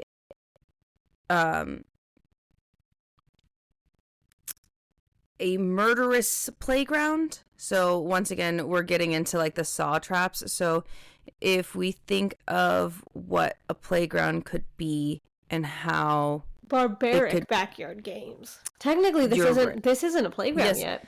Technically, this is not a full playground because we open up the scene and, you know, we see all of the children tied in a circle, like tied up. And there is multiple, like, saw blades coming at them. Yeah. To essentially saw them in half.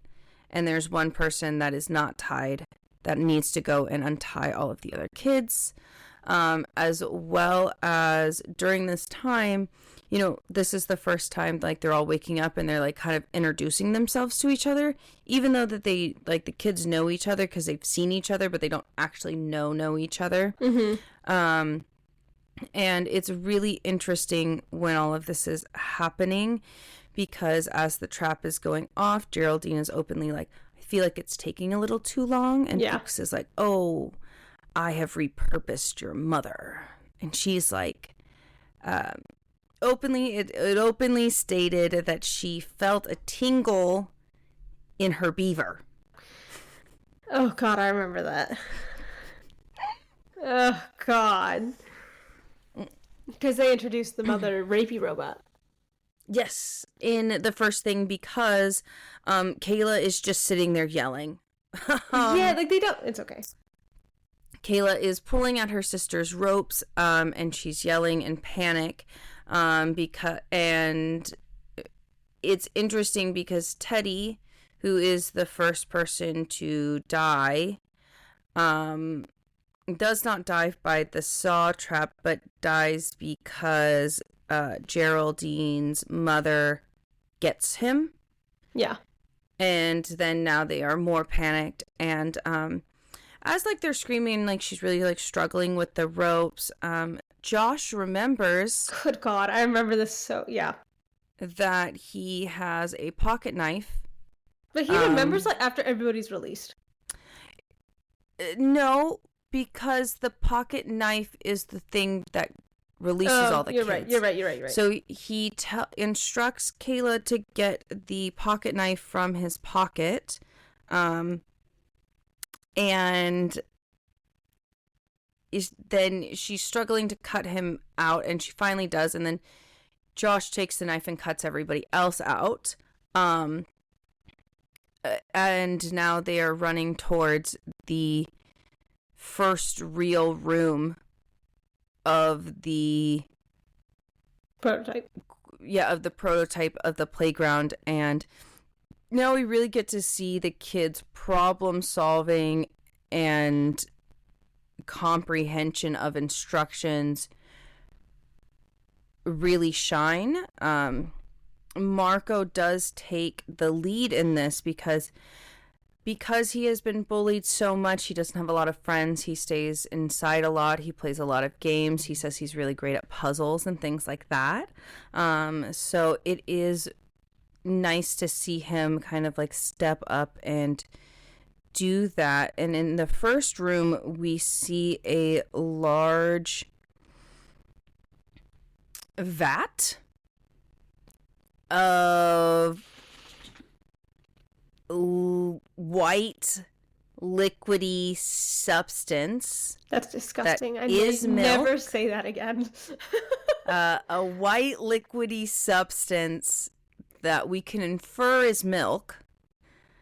And a very large cereal box with different letters missing. And so Marco deduces that they need to collect the letters from these different puzzles and put them in the box to open the next door within this time frame. And so he is he does it for, you know, the kids are like, but where are the letters? I don't understand. And he's like, oh, okay. Well, there is multiple different cereal boxes around the room and then this large vat of white liquid substance. Which, and so obviously the prize is at the bottom of the box. So the cereal is at is at the bottom. And so he's like, okay, well, I'm going to dive into the vat of milk. And there's this breathing tube that I can use to be able to dive under the milk and get the letter. So he elects himself to do that. And a little too late, they realize that the pool of curdled milk, because he does say that when he steps in, it is quite thick. That's disgusting. It's quite also, thick. How did they get that much milk? And it has a very sour smell. I don't know. I mean, that's a lot of milk. For it to be that deep where you have to have a breathing tube? I mean, yeah. What I imagine is that they have like one of those like 8-foot, 6-foot deep, like blow up pools. I imagine it like that, but like a red bowl. Oh, I like how you're like, oh, it's obviously a red bowl, and I'm like, nah, it's just a fucking vat. I don't think she decorated the goddamn bowl. That's true. I think she started decorating in the playground. In the playground, she did. This one, you're right. So that's why I just think it's a vat. Yeah. But he dives in, realizing too little too late that the tube is not long enough to reach above the surface. So then when he does breathe into the tube, he just gets a mouthful of the sour, chunky milk. As someone who has had expired milk on accident, oh god, that's disgusting. And also, like, I'm so sorry. If I were to do that, I would have stripped. I wouldn't have cared. I would have stripped so I wouldn't have, like, my clothes dirty. He did dive in with all of his clothes on, and this was a big thing that me and Ashley debated. I understand he is a child, but also he's a dude, and from a young age we were told that it's appropriate and it is okay for boys to be able to take their clothes off, but it's not appropriate for girls to do that. Yeah, I mean, I wouldn't have, I would have stripped probably almost everything, if not everything. At least to his underwear. At least to his, yeah. Like, I mean, maybe he wears whitey tighties, so maybe he was a little. I would rather have clean clothes to come back to. Oh, I would too. Yeah, but like, at least if I would have rather had clean clothes to come back to that I could wipe myself off with. Wipe myself off with the shirt, put on the pants. You can leave your shirt off. You're fine. I mean, later on in the book, we realize why he doesn't take his shirt off. I forget why. He takes his shirt off to wrap Danny's leg. I remember that. I just forget why. Oh, he feels insecure with his shirt off. Because he's skinny. He says he's skinny and bony and very not muscular, so he feels inadequate as a man because he's not muscular enough as a child. Interesting. But no, I would have stripped. Yeah, so milk. He jumps into the vat with everything on. Dude, all of his clothes on, with everything on. Disappointing. He swallows the milk, but that does not stop him from retrieving the amazing, letter that he needs to do. And when he comes back up and he's like choking, like throwing up this milk, they ask, "Oh, but where are the others?" And he's like, "Obviously they're in the other cereal boxes." And the other cereal boxes are just a cereal box that is filled with blood. So they have to put their hand in it and kind of sift through the blood and get it out. I'd much rather do that. And Stephanie has a really large problem with this. Stephanie is like not a fan of it, is not loving it, doesn't think that it's great. But they realize that the time frame is running out and the door slowly starts to open, and they realize that Geraldine's mom, the murder robot, is on their way. And so she does end up sticking her hand in there, and they do end up getting through that trap unscathed in a way, and nobody dies in that room. And Geraldine openly says, when does this get exciting? Yeah. Because for her and Fuchs set up these rooms thinking that this would be, very torturous, and the children would die more. So they are also seeing their creation fail a bit, which is heightening the distress that is being formed. Because although, yes, a child did pass in that one, but we didn't see. They all got through the first room. Yes, they all got through the second one. And then now, they're in this room that is kind of like jump rope, but not jump rope. I will say there's like a swinging axe through the jump ropes that you gotta like jump and do that. And Jasmine, who is the other bully, kind of just like runs up just to like see like what's going on, because the axe hasn't deployed yet, I guess. Yeah. If we want to say it like that. Yeah. And so she kind of just like runs up, and unfortunately she gets hit very early on with the axe. With the swinging axe, and she is thrown up against the wall and is presumed dead at that time. But they do end up getting through the room, mildly still unscathed. Yeah. And Geraldine still is not a fan because she said that it happened too fast. Yeah. That the kill happened too fast with Jasmine, and the stakes need to be higher. She said there's not high enough stakes in this. And Fuchs is like, oh, don't worry about it. Just wait until the next room. And we go into the next room where... Is that the skip it room? I was like, is it the skip it or is it the head? I think it's skip it then head.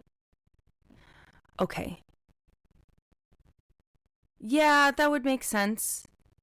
So then they have to go, and there's like skip its with blades, and I think it's who is it, Danny and Stephanie? In the circle of the blade. Yeah, that goes around your ankle, and they have to like skip it. It is Danny and Stephanie that do it, and then they have to like kick it into a goal, and they have to get 10 rotations, and then they have to throw it through a goal hoop. Yeah, and they do manage to do it. Danny does before it explodes. Before it explodes, it's a bomb.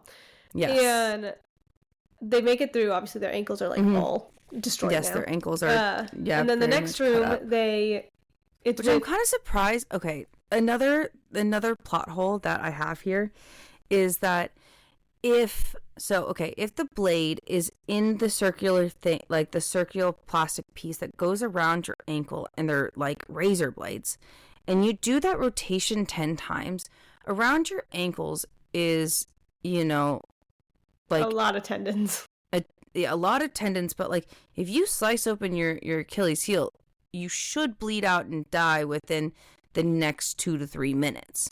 Yeah. Am I crazy? No, also you wouldn't be able to walk. Also that. So, also this is where Marco does take his shirt off, because Josh takes his shirt off to wrap around Stephanie's ankle. Yep. And then at this point we're seeing Coach Cal, I think, is the next one.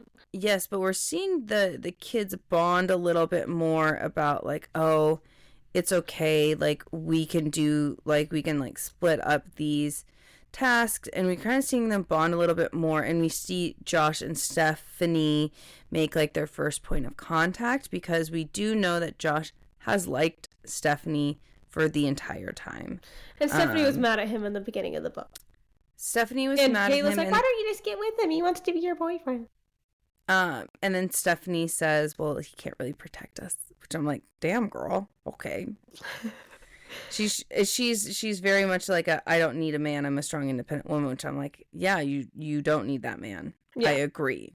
But and then they go, the storyline does not say that they agree. So yes, sorry exactly. about it. And they also go, and also putting an independent woman in just in that, making that her whole personality, not the way to do it. Yeah. And then they go, and the next room is like a basketball. There's basketball hoop, and then there's Coach Cal.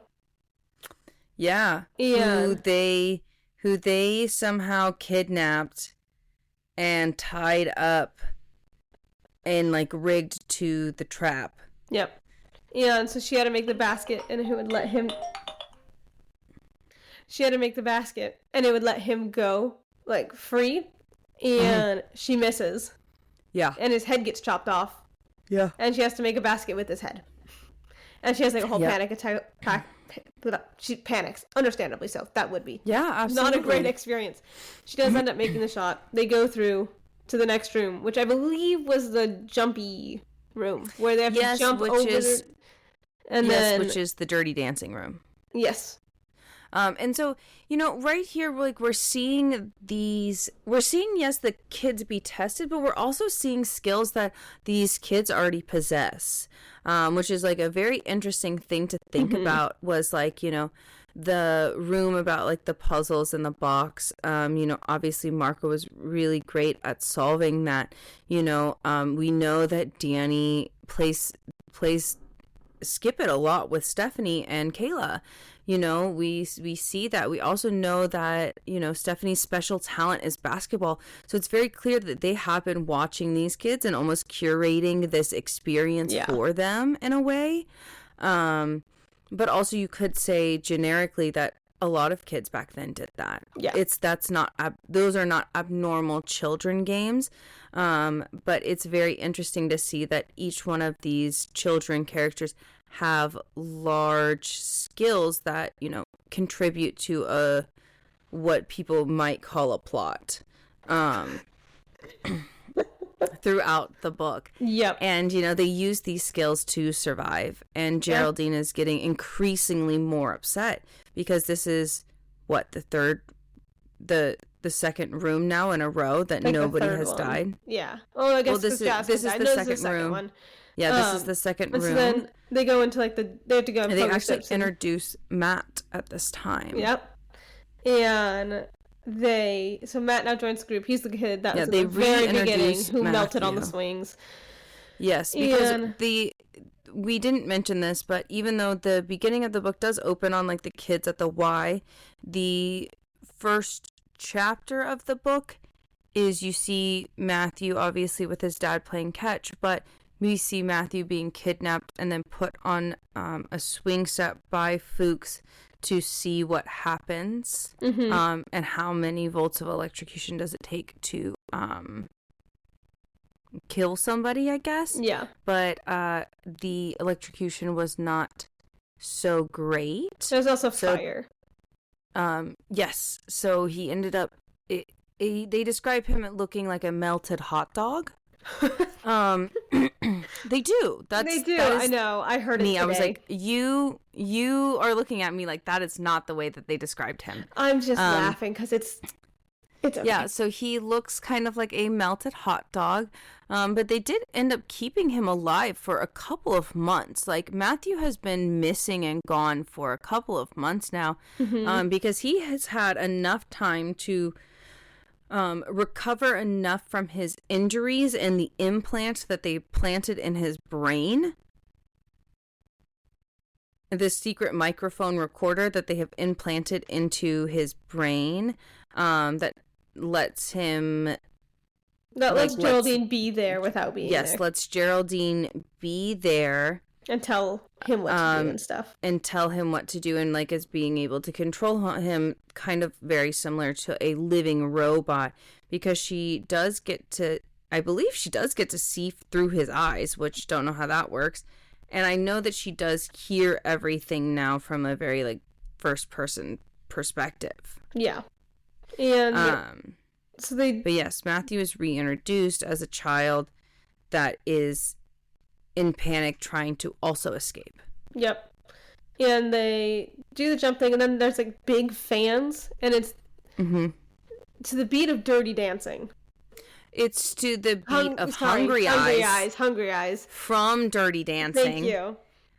Which we did listen to after. Yes, which is very interesting that Fuchs kind of added that in last minute, because Fuchs was like, oh yeah, I added it in last minute because the little girl Kayla had a Walkman. I don't know.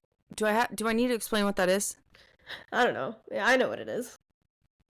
Maybe just explain it. Oh yeah. I'm so sorry. I was like, actually, do I need to explain what that is? A Walkman is a tape player or a CD CD disc player that is portable, that you can put headphones in, that were basically an early form of an iPod. Yeah. An iPod or an MP3 player, and a Walkman was the earliest version of those. Yeah.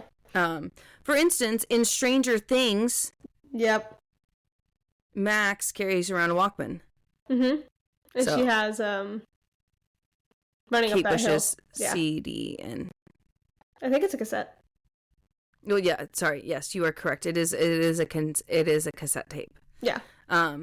But so she yes. So now it's to the beat of. So Kayla has this CD, this tape, and she loves Hungry Eyes because Hungry Eyes is what she feels, and what she does say that she's like she deeply relates to this song, which is why we needed to listen to it. Yep. Because she deeply relates to the feeling of having hungry eyes. She also sees this song in relationship to what her parents are feeling for each other as well, which is quite interesting. And Fuchs hears that song and actually becomes quite obsessed with it, which is why he adds it into this musical trap, and Kayla actually picks up on it quite quickly. Yeah. And so she is going, I forget, is there like ropes on the ground? It's like a jump rope thing? Yes. Okay. I kind of thought they were swinging, because at this point, you're right, it was the swinging. We kind of assumed previously that Jasmine was already dead. Yeah. We just assumed that she was dead and was no longer alive, but actually she is like strung up on something in the middle of the room. And she at this point is, I think, like the dummy to kind of like show them what's gonna happen. Yeah. If you touch these things, and she ends up getting touched and completely electrocuted to death through her hair. So it kind of like skims her hair. Didn't Kayla do that? Kayla's the one that got electrocuted in this. Oh, because she gets to the end and then it touches her hair, and she gets Jasmine gets choked to death by a yo-yo. That's not Jasmine. Jasmine isn't the Matthew final girl. strangles Stephanie Jasmine. is. Matthew strangles Jasmine with a yo-yo. Written in the notes. It's Stephanie. You're right. Stephanie strangles her with a yo-yo. Jasmine does not die by strangulation through a yo-yo. That's what it says right Stephanie does. You're right. Stephanie is the sister. Does. Yeah. Jasmine is the bully. Yeah, I know. But it says right there. Anyway. But I think says where? In our notes? Yeah. Well, I'm sure that somebody misspoke, because I guarantee you I can bet fucking everything on it that I am right. I don't give a shit, Ashley. She was not strangled by a goddamn yo-yo at this time, because she's killed in this room as well as Kayla is. Yes, she is. No, they both die. So where's the fucking yo-yo? I don't know, man. I was just reading the notes. No, it is Stephanie. It is Stephanie that gets strangled by because yo-yo. she is the sister. The sister dies at the end. Yes, but Yeah. So we're talking about Kayla and Jasmine right now, because we didn't know that Jasmine was still alive. Yep. So Jasmine gets electrocuted to death, and then Kayla makes it to the end, but then her hair touches the electric thing, and she dies. Which we were so confused. I didn't know that it could travel through your hair like that, but apparently it can, also, especially if it's wet. Is Kayla's hair wet? And where and what point in time did it get wet? I have no idea. Because there was no rooms for them to get wet. Unless it was the milk, but she didn't jump in. She didn't get in the milk. Yeah. I can't tell you, man. She didn't get in the milk, and she didn't reach her hand into the blood boxes. So where and how is her hair wet? Can't tell you. And so then, Stephanie's panicked and goes and comforts her sister. But then in the next room... Well, Stephanie doesn't even get to do that. No, Stephanie she does for a minute. Like, it's the shortest amount of time. She's like, oh my God. Well, she's upset about it. Really, she doesn't get because, Geraldine's mom walks into the room at that point. That's true. Which is why it's she doesn't even get to mourn the loss of her coach. She doesn't get to mourn the loss of her sister. And then all of a sudden she's holding Josh's hand and he's in love with her because she doesn't acknowledge anything. Literally. But it really bothered me that she didn't get... She had, they were in love because now they're holding hands, and then, she got the moment with Josh and not her sister because, oh my gosh, he saved us and now I'm in love with him. I just remember being so wow, that was wild. You remember that? I do. It's just because I think she had a moment with her. I think she had a moment with Kayla. I think she went over. After she turned off all the things, she ran over, had a 1 minute interaction, and then and then she died. She left, and then she had a bigger moment with Josh after. I vividly remember that. But she didn't get to have the moment because that's why Josh was I'm really in love with her, because she so bravely picked up that head and moved on. I love the way that she can, process trauma. That's true. But she gets the moment with Josh and how it's so sad, and it was interesting. You dumb bitch. I'm so sorry. I had to say it. Because Jasmine, she dies Jasmine is killed by a robot/android device within the playground. So you dumb fucking bitch. She does not get strangled by a fucking yo-yo. I was reading our notes, man. You. I don't care. I was right. Good job, Kaylee. I'm so proud of you. Anyway. So the fact that Stephanie gets that moment with Josh and how that was more important to the author for her to have than with the sister was really interesting. Because we also see now Josh being oh wow, I should be nicer, I should stick up for more kids, and I should stop selling drugs. Yeah. Is kind of the epiphany that he lands on, and he's oh, I'm really in love with this girl. Yeah. Because she is so brave and independent and pushes forward. The kids do struggle because we didn't mention it, but back in, Stephanie's room where she is trying to make the basketball hoop, but the reason why she doesn't make it is because Matthew yells in the middle of her shot, which messes her up, and that becomes a big contention throughout this. And Matthew is continuing to survive throughout these rooms, so we now just watch Jasmine and Kayla die in the same room. Yep. Not by a yo-yo. And we are looking at, so the people that are still alive are Danny, Josh, Stephanie, and Matthew. Yeah. So we have 4 children. Matthew did Marco die? Join. No, didn't I say that? You said Danny. You didn't say Marco. Oh. Sorry, 5. So we still have 5 kids left. Because Marco hasn't died yet. No. But I missed my line. Damn it. I missed the line. You missed the line. Now you gotta go back. So this is Kaylee's line, and she makes an incredible voice with it. Well, it's just because Geraldine says it in such a way that I am like, this could only be said like this. So after the skip it ordeal before the room where Kayla and Jasmine die in, and like they're wrapping the kids up, Marco does say that he feels extremely inadequate because he's like, oh man, now I have to stand next to Josh, who's shirtless, and Josh is bigger and has more muscles and looks more manly, and all the things. I'm skinny and scrawny and I don't like taking my shirt off. Valid.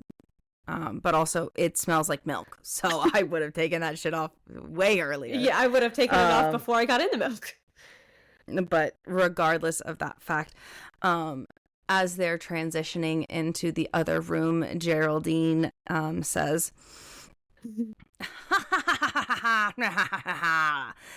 I could have used that queer one to die. And I was like, I can't. I'm so sorry. That's how we refer to him. I wish the queer one would have died in that room. Good God.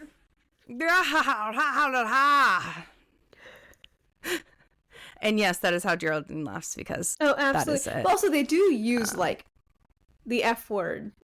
They do. They use queer in a very condescending way, and I'm just like, everybody. I was like, people who like know me really well know that I don't really like say that word often.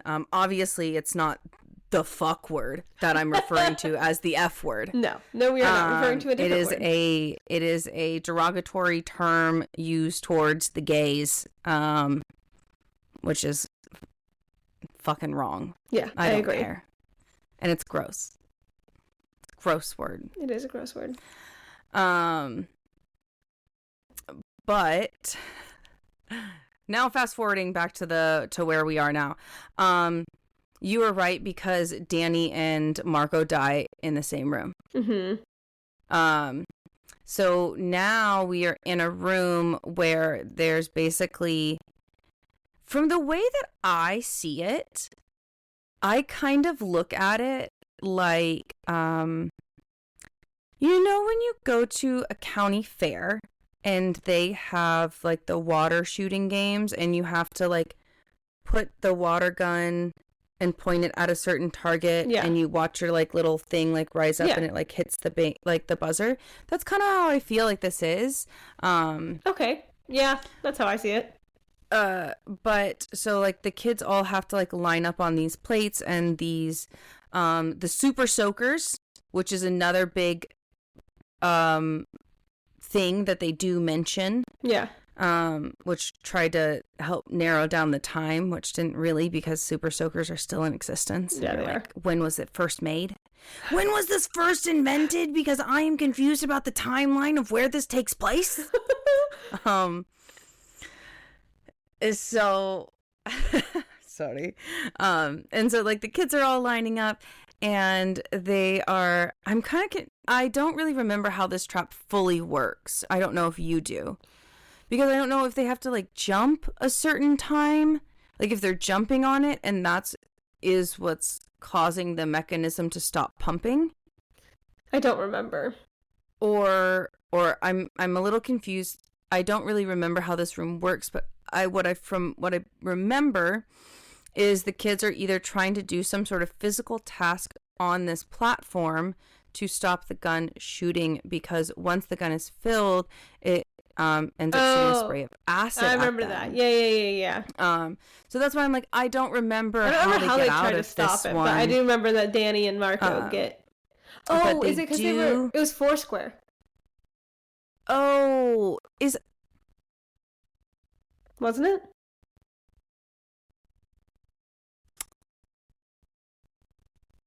Because I remember. Actually, no. Danny and Marco don't die in the same room. Because remember, Danny and Marco do not die in the same room. Because Danny dies in this room. They were on the square, and like one of them falls off the edge because he got sprayed with acid. And that's Danny. Yes, and that's Danny, because he gets sprayed in the face with acid, and his face melts off, which is cool. Yeah, I'm not gonna lie. So here's the thing: it's the bones of this book could be really cool. Yeah, like there are certain aspects are fun of these books that are fun. Like, I think like the acid in the super soaker is a really cool concept. I think the cereal bowl was a really cool concept. Yeah. I think like the first book, the skip it, I do have some like plot holes. I'm like, how does it not cut their tendon? Yeah. Like, because from what I'm imagining, it's like a full blade encircling it. So it's like when you're cutting it and like, you know, skip-its do have a weight, so like it would dig in a little bit further than like a superficial cut. So I'm just like, there's a little bit of a plot hole right there. But there are some things where I'm like, hey, these are kind of cool. Like I thought like this was cool to like see this kid's face get melted off. Yep. And so it's just like that's kind of cool, but also like the no, I mean, I guess they would die because Danny gets his face melted off, and then Marco gets hit in the chest. Yeah. Because he has that hole in it. Yeah. Yes. So they both die in this room. Yes, so they do both die in this room, and then they're kind of in this like hallway area, and then the mother comes back. And this is where Josh sacrifices himself for his true love, Stephanie. And this is where they have the big moment. And I'm like, that's where they have the kiss. They have the kiss. God. And I'm like, why was it more important? Actually, I know why it's more important, because he needed to make sure Josh had his happy ending. And I hate you. But it's just, it really bothers me that she didn't get to have a moment with her sister and get to have a moment with Josh. Because yes, like the mother robot was coming, but also it was a choice to give that moment, because the mother robot wasn't coming at that point, but like it was a choice to give them the big moment versus the sister, you know? Yeah. Not a fan of it. Yeah, because like here's the thing is like she didn't get to sit with her sister because the mom robot was chasing them through the room. Yeah, but still, it's still a choice. They could have had Josh die there, and then the sisters go there. You know what I mean? Like, it was a choice. It was a choice. Yeah, it definitely was a choice, because, you know, when Josh ends up sacrificing himself, he says, no, like, you're strong enough to live. I want you to, like, go on and, like, live your life and be happy. And Stephanie is like, but we could do that together. Like, what if we get out and, like, we could end up together and get married. And she does kiss him on the cheek. Which is crazy. Yeah. Because that is the first kiss that Josh has ever had, obviously. Yeah. And then he dies because he sacrifices himself to let Stephanie move on, and let Matthew and Stephanie move on. Yep.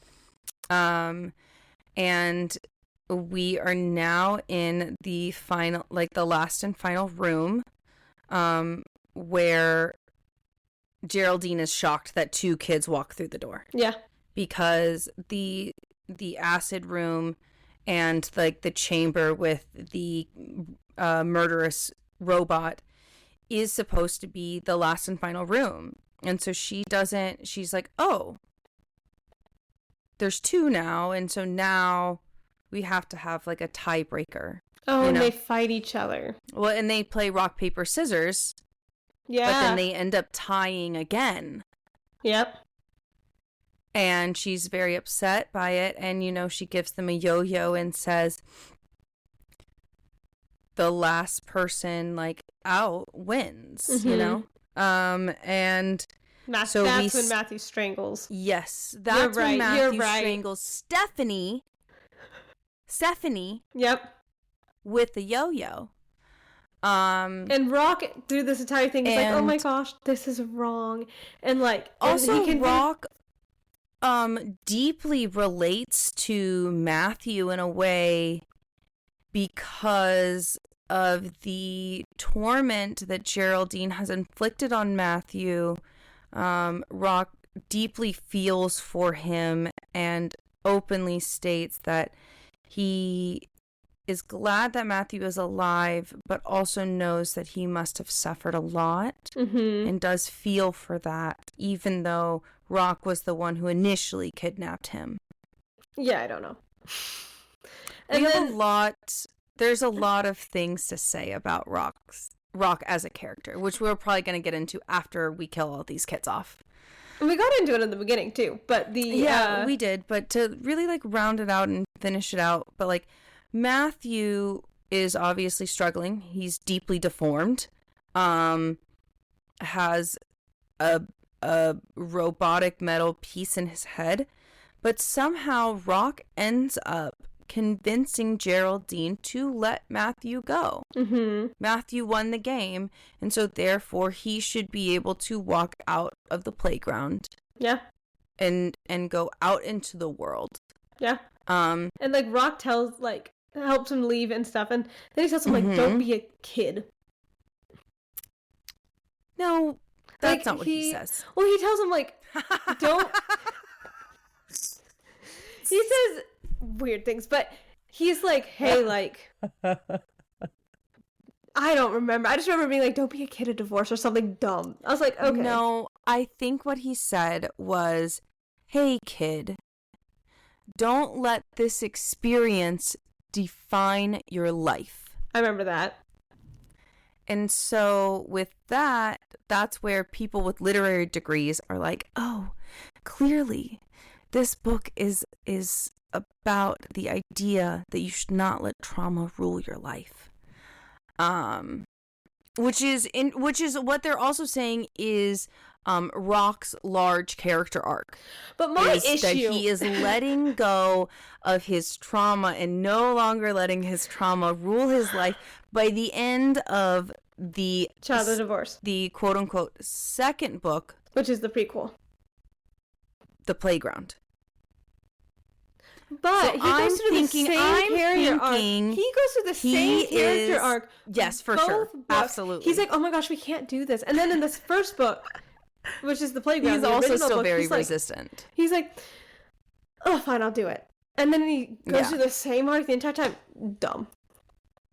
I agree. It is like the same experience every time for him, but he does convince Geraldine to go, and so Matthew goes out into the world and is found by the police and finds out that through the months that he has been gone, because it has been months now, through the months that he has been gone, the loss of him, the loss of their child, has driven his parents back together.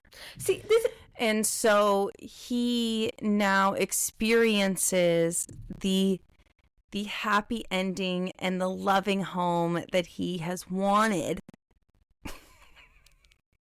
I hate it. Because it's such a toxic way to think about divorce. My good God. And it's such a toxic way for like kids. You know what I mean? I just feel like it's such a unhealthy view on divorce. And it's like, like, I mean, I don't know if a kid's gonna be reading this, but it's like, don't worry, it's okay, you go get tortured and stuff, it'll bring your parents back together, and that's what you really want. So you can go through all this shit, and then go back and your parents will be happy, and that's what you wanted.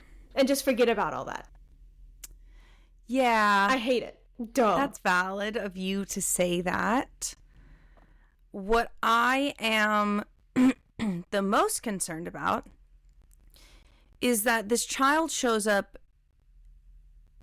so disfigured they can barely recognize him, and there is no repercussions for Geraldine. Well, there's like no manhunt. There's no like not.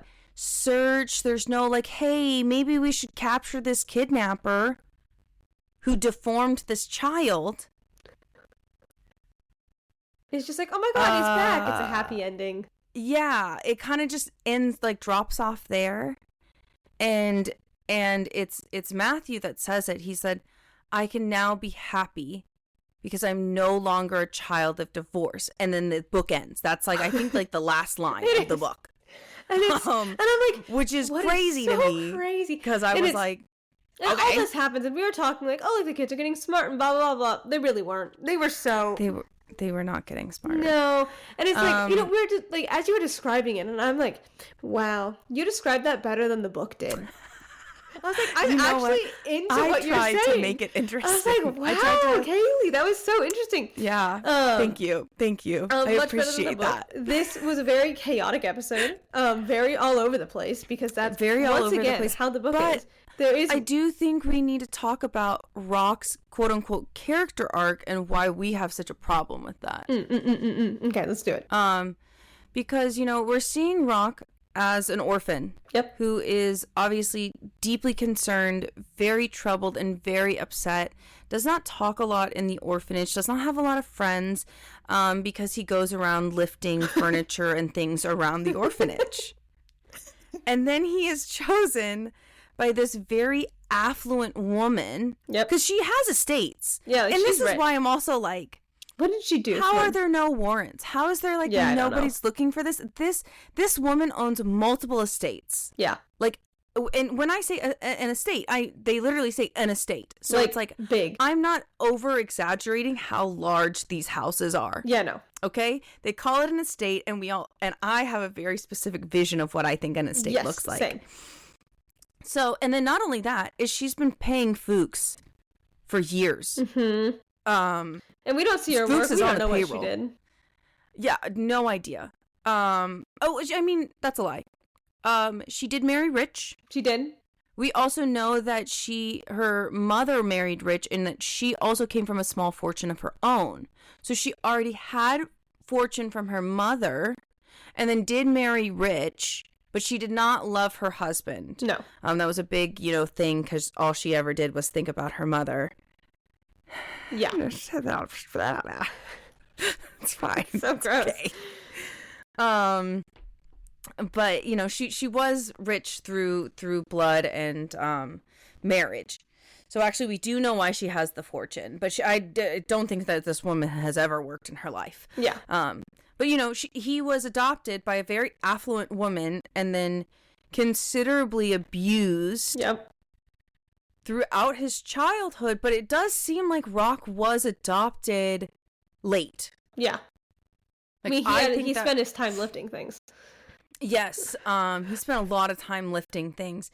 So what I'm assuming is that Rock was adopted at the 14 to 15 age mark. Yep. I would have assumed that's what have happened. And then that's when the large general abuse would have happened. But we also see that even though Rock loves to lift things, he has also large people-pleasing tendencies, which is why he may conform so easily to Geraldine's whims. Yeah. Yeah. And he is troubled by what he's doing by stealing children. He is, and there's a lot of times where he comes back without children, where he is beaten and then forced into sexual encounters. Yeah, it was sexual acts. Yeah. Ew. And he eats a lot of feces. Oh God, he does. And yeah, Rock does. He does. He eats a lot of feces. It's a big thing for Geraldine.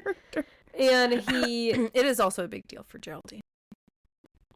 If I remember correctly, I remember my big issue with Rock now. And so he goes through this character arc where he's obviously being abused. Don't abuse children or people in general. Obviously. And he goes through this character arc and he's like, oh my gosh, just let them go, let the kid go. Mm-hmm. And then he goes through the same thing in the next book. Dumb. Anyway. Yeah. This is a prequel. That's not how this works. Anyway. The thing that I remember both of us having a really big issue with is with Rock specifically. It's the entire book, but with Rock specifically, Rock was telling us of his trauma. We never really saw it. Yeah, that's true. We never saw it, except for him eating feces and sucking on hemorrhoids. But he he's very much she did this to me. I am sad. She did this, and I am mad. And I'm like, this is not how I care about you, sir. Yeah, I feel like it was really hard to care about him. And I understand that. I feel like the reason why we were supposed to was because he was the only one of the quote unquote adults that were saying that there was something wrong in the situation. Yep. But also, as an adult, you have the knowledge, the power, and the ability to stop the circumstance. And Ashley made a great point where it would have made Rock a stronger character and the entire series and the through line of what happens at the end of the playground much better and stronger if Rock was for it. Yep. If Rock was in it 110%. And then by looking prequel.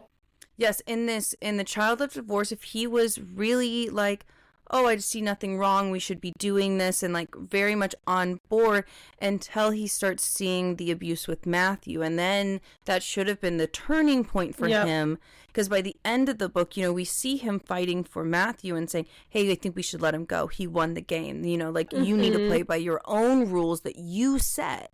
Yeah. And you said that if they make it through, they can leave. So therefore he should leave. Yep. And then we see Rock, you know, trying to fight through this feeling of, hey, don't let this trauma define you, kid. Yeah. That should have been the arc of this, even this prequels, because we see at the end of the playground, he actually jumps in, saves parents to try to save the kids. Yep. And then ends up sacrificing himself at the end. Quote unquote, sacrificing himself. He lives, but... Yeah, he's alive. He just gets locked up for all of Geraldine's shit because she's dead. Yeah. Because he kills her. Yep.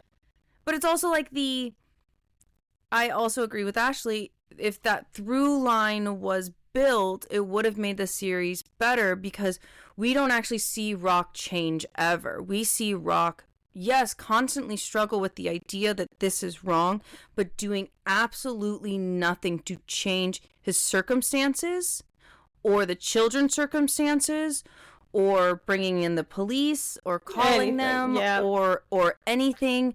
You know, at this point, we can assume, once again, that Rock is really jacked. Yeah. Because for some reason in my mind, Rock is... I was like, in my mind, mind you, this is all coming from my mind because they never described this man. Nope.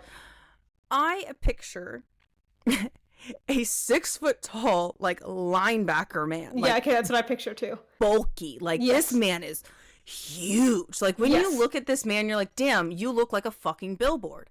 That's what I imagine this man to look like. Yeah, same. And in my mind, I'm like, dude, you are so... You can punch her and she would die. Like, you could get rid of Fuchs easily. Mm-hmm. Because that's what it seems like he's most scared of. Yeah.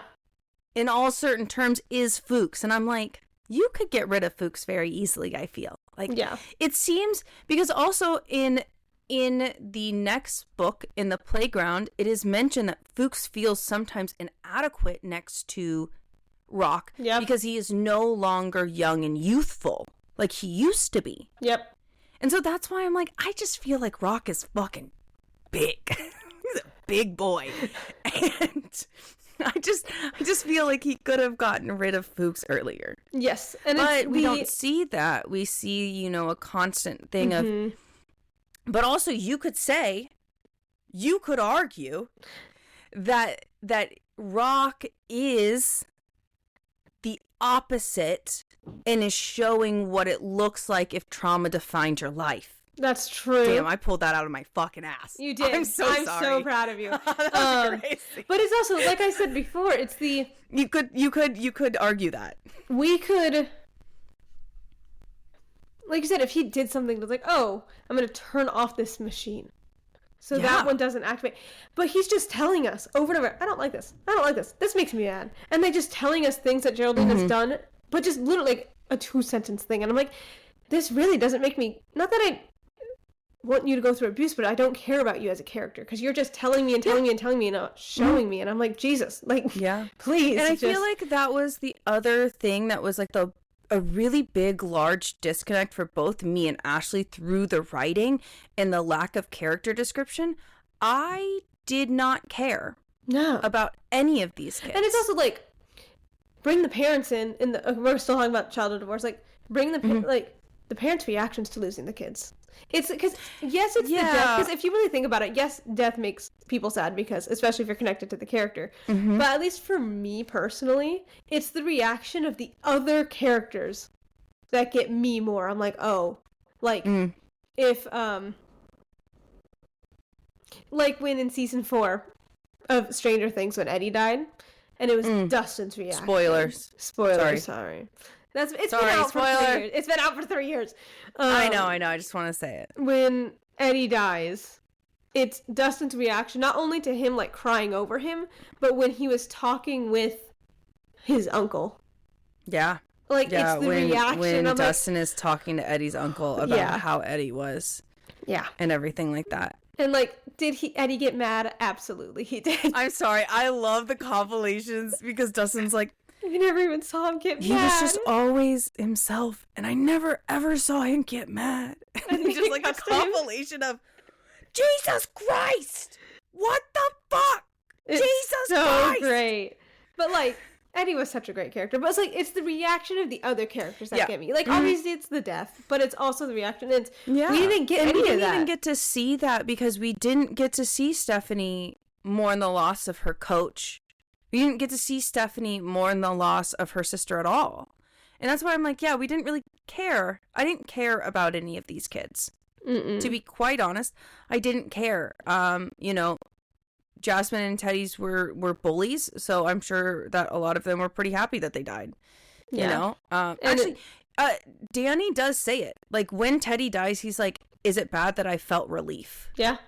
But it's also, because, once again, we're being that's one of his biggest bullies. All this. We see a little bit, but not a lot. Like, it's shown. Really being, it's not shown. The only thing that's shown is the goddamn sucking on the hemorrhoids. Yeah, and then the necrophilia. So. Which I thought, which I was like, oh, these are such interesting parts to highlight of your book. Yeah, and I think that also kind of comes back into into jarring, because it sounds like you're writing a kid's book, like the writing style is a kid's book, and then it's all of a sudden these really adult, vulgar language. Yeah, but it's also going from being told, shown adult, vulgar language, told. Like, it's just such a big ball. Like, it's not, well, obviously what's happening, like I said, is jarring. But that's not the part where it's like, whoa, hold on. Yeah, and like, obviously, so this book is extremely controversial, obviously due to subject matter, because, I mean, of course, why would it not be? We're talking about multiple different forms of essay. We're talking about multiple forms of pedophilia. We're talking about multiple forms of necrophilia. We're talking about multiple forms of not only physical but verbal and emotional abuse. We're talking about as well as just like in general safety wise. So of course it's going to be really controversial, which is understandable why. But at the same time, if you're going to write a controversial book, I would hope that it's good. Yeah. And this controversial book wasn't good because of the way that it was written. Also, like I said, the reason why I convinced Ashley to read The Playground in the beginning was because the reviews were so good. They were like, this book is really disturbing. The kills in it were absolutely amazing. You really got like attached to the storyline and the plot. And when I read it, and when Ashley read it, like, we both said, what plot? Yeah, we're like, what plot is there? And it's really interesting because when I read the difference between a slasher and a splatterpunk novel, one of the biggest themes in splatterpunk is supposed to be, yes, obviously the controversial nature of it, but it is also supposed to. It's the plot, and like it's not just someone stalking somebody. It's more about this. So it's the splatterpunk is more about the style and the message of extreme violence, rebellion, art, and social commentary are all big themes of splatterpunk. I understand that it was extreme violence. Yeah. In certain terms, and extreme abuse and certain aspects of the book was extremely extreme. Mm-hmm. But I'm not seeing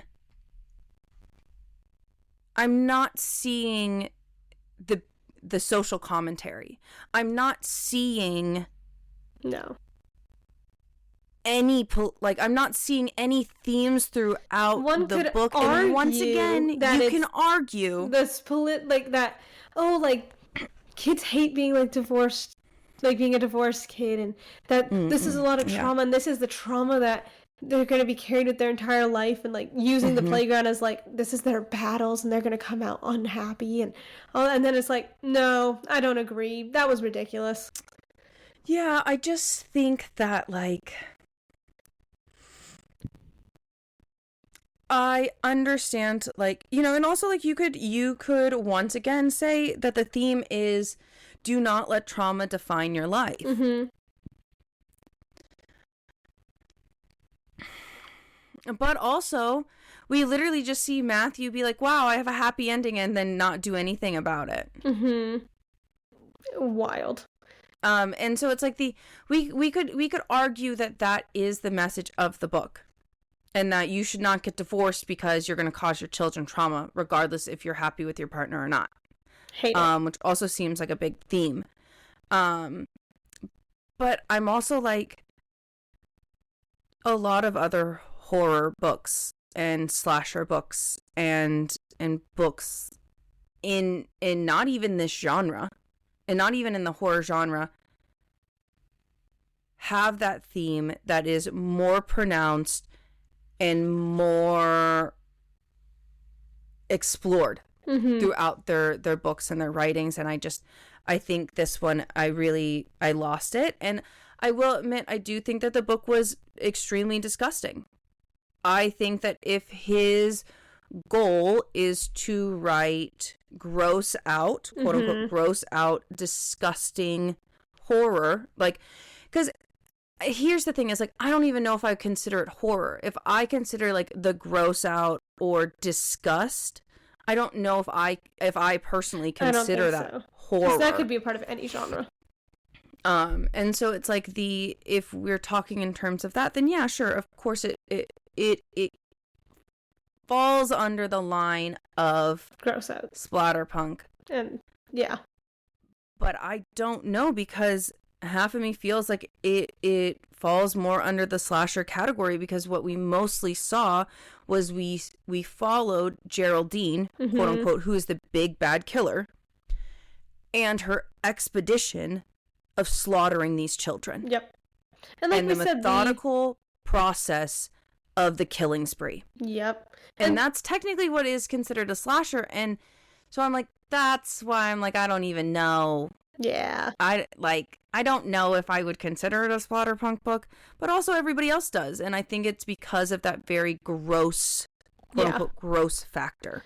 And like we said, some of the bones are really, like, the idea is cool. I like the idea of like kids going through the concept. Yeah, the concept is great. The execution was not. Yeah, I was like, hey, like, the concept is really cool. Like, basically saw trapping children on a playground. That's cool. Yeah, children on a playground. That sounds cool. Like, and then it did this. Like, Saw was cool. Like, I like Saw. I was like, the traps were really innovative. Yeah. Like, I was like, wow, look, these traps are so cool. But unfortunately, I just feel like for this one, yes, the traps were cool. The concept was really cool, but the execution was not fantastic. Yeah. If you guys want to read it, go for it. Let us know what you think. We will not be reading it again. I will not be reading it again. But actually, I would say you should read The Child of Divorce first. Yeah. And then read The Playground. And maybe that's what we were missing. Maybe because The Playground came out first, and we read that first, and then the prequel came out, maybe we missed some of the large overarching character arcs, but to be quite honest, I don't think we did. I don't think we did, because you still get, like, even if you read how we read it, where we read the playground, then we read the child of divorce, we still got to see how it didn't go anywhere. We still got to see it. You're right. What score do you give it? The series in general. Oh, the whole series, a 1 star. Yeah, same. You know, we can't give it a 0 because nobody lets you give a 0 wrote a book. Ever. He gets a star. Yeah, I would give it, maybe because there's 2 books, maybe I'd give it a 2 out of 10. Yeah, because he wrote 2 books. Yeah, because he wrote 2 books. But also, he did write something else. He did, which is even larger than this book. The song. Oh, I was talking about his slime book, but I forget. There are big things that I just like black out on, because there are some things that I think that should never have been made. And that song, okay, context. The song should have never been made. No. Number 1. We got home from listening to this book, and we were looking up, trying to find anything about this author, right? Yeah, already brain rotting. Yeah, my brain was totally fried after this. Our editor pulls up his website, Aron Beauregard's website. The author's website. And in it said music. And we went, interesting, music. We click on it. I want everybody to go listen to that song. Yes, everybody should go check out his website. Also, some of his merchandise styling is great. Yeah, I think that some of it is actually funny. But that song... Wow. Which also sometimes I think, like, when looking at his like advertising pictures, I'm like, did your wife take these in your guys' backyard? Probably. Like are you, because it looks like his deck. Like, I'm like, is that your backyard? Yeah, Which I love that for you. You have a really nice backyard, yeah, he sir. does. But also yeah, some of the marketing photos are great, but yes, you are correct, he does have a song for the playground. Yeah, that's supposed to set the tone. I don't even know if we listened to all of it. No, we did. I just think we were so brain rotted. I don't think I could listen to all of it. I don't think I could. Well, like, the intro to the song is quite long. The intro to the song is like 30 seconds or more. It's so long. The song itself is quite long. Yeah. I want to say it's like 2:30. Yeah. Right? I don't know. I don't know. Maybe Ashley will play a clip of the song. We also don't want to get like flagged for copyright. But half of me is like, would he even care? We're advertising the book. You're right. We really are. And we're saying, hey, you guys should go check out his website. You guys should go check out his website. It's 2:43. It's 2:43.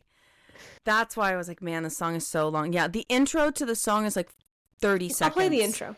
How about that? Okay. She's gonna play the intro. The intro, I feel, is AI. That's all I have to say about it. You can play it now.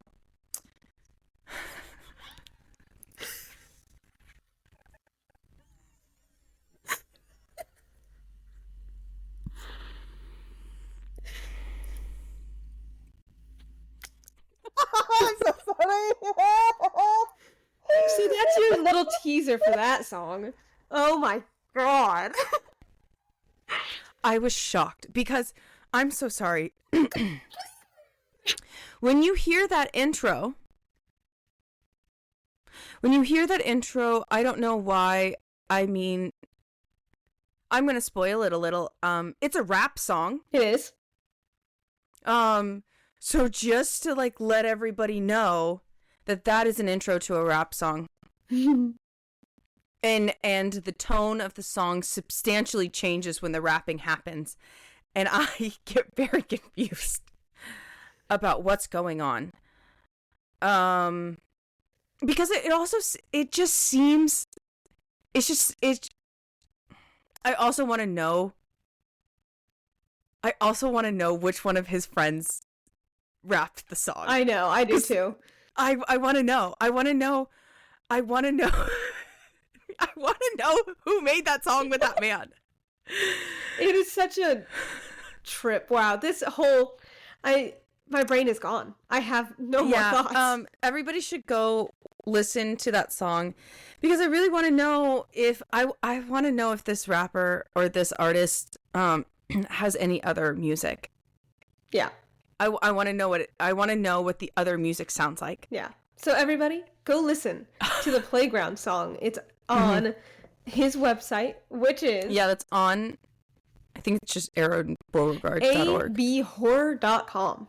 It's not hard to find. It's abhorror.com. It is. Great. So go listen to the song. Everybody go to that website. Listen to the song. Also look at his merch photos. Mm-hmm. Yeah, I was like, look at his merchandise photo. But also, if there is any, like, I don't know, crazy technological, like, people that can, like, recognize voices, find the artist.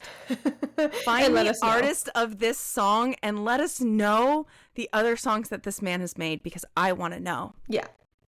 I want to know. And just like have read the books, comment down below what you think. This was a very long expedition, and that's okay because we needed to get it all out in one go. Yes. There's no way we were doing this twice. Yes, and here's the thing is, like, you know, we all read books that we don't love, and, you know, it's okay to do that, and honestly, I still had a great time. Yeah. I still had a great time not liking this book. Yeah, so there is a different, like, obviously, we're going to use the Empyrean series because that's something we've read and we're enjoying and talked about. We're enjoying it. Obviously, there's aspects where we're like, this is dumb! Yes, but, like, we're still... for sure. Having a good time with it. We still like the series, and, like, we like the characters. We like... It's a fun series.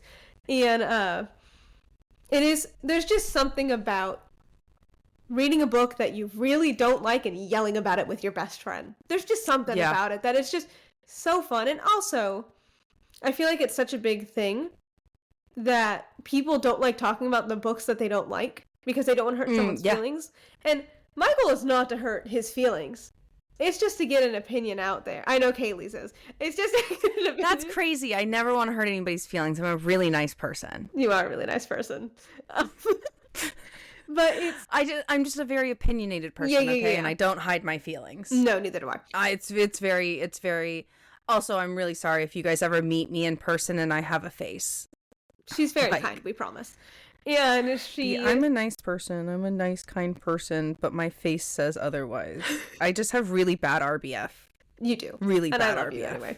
But it's just a lot of people don't like talking about the things that they don't like because that's not...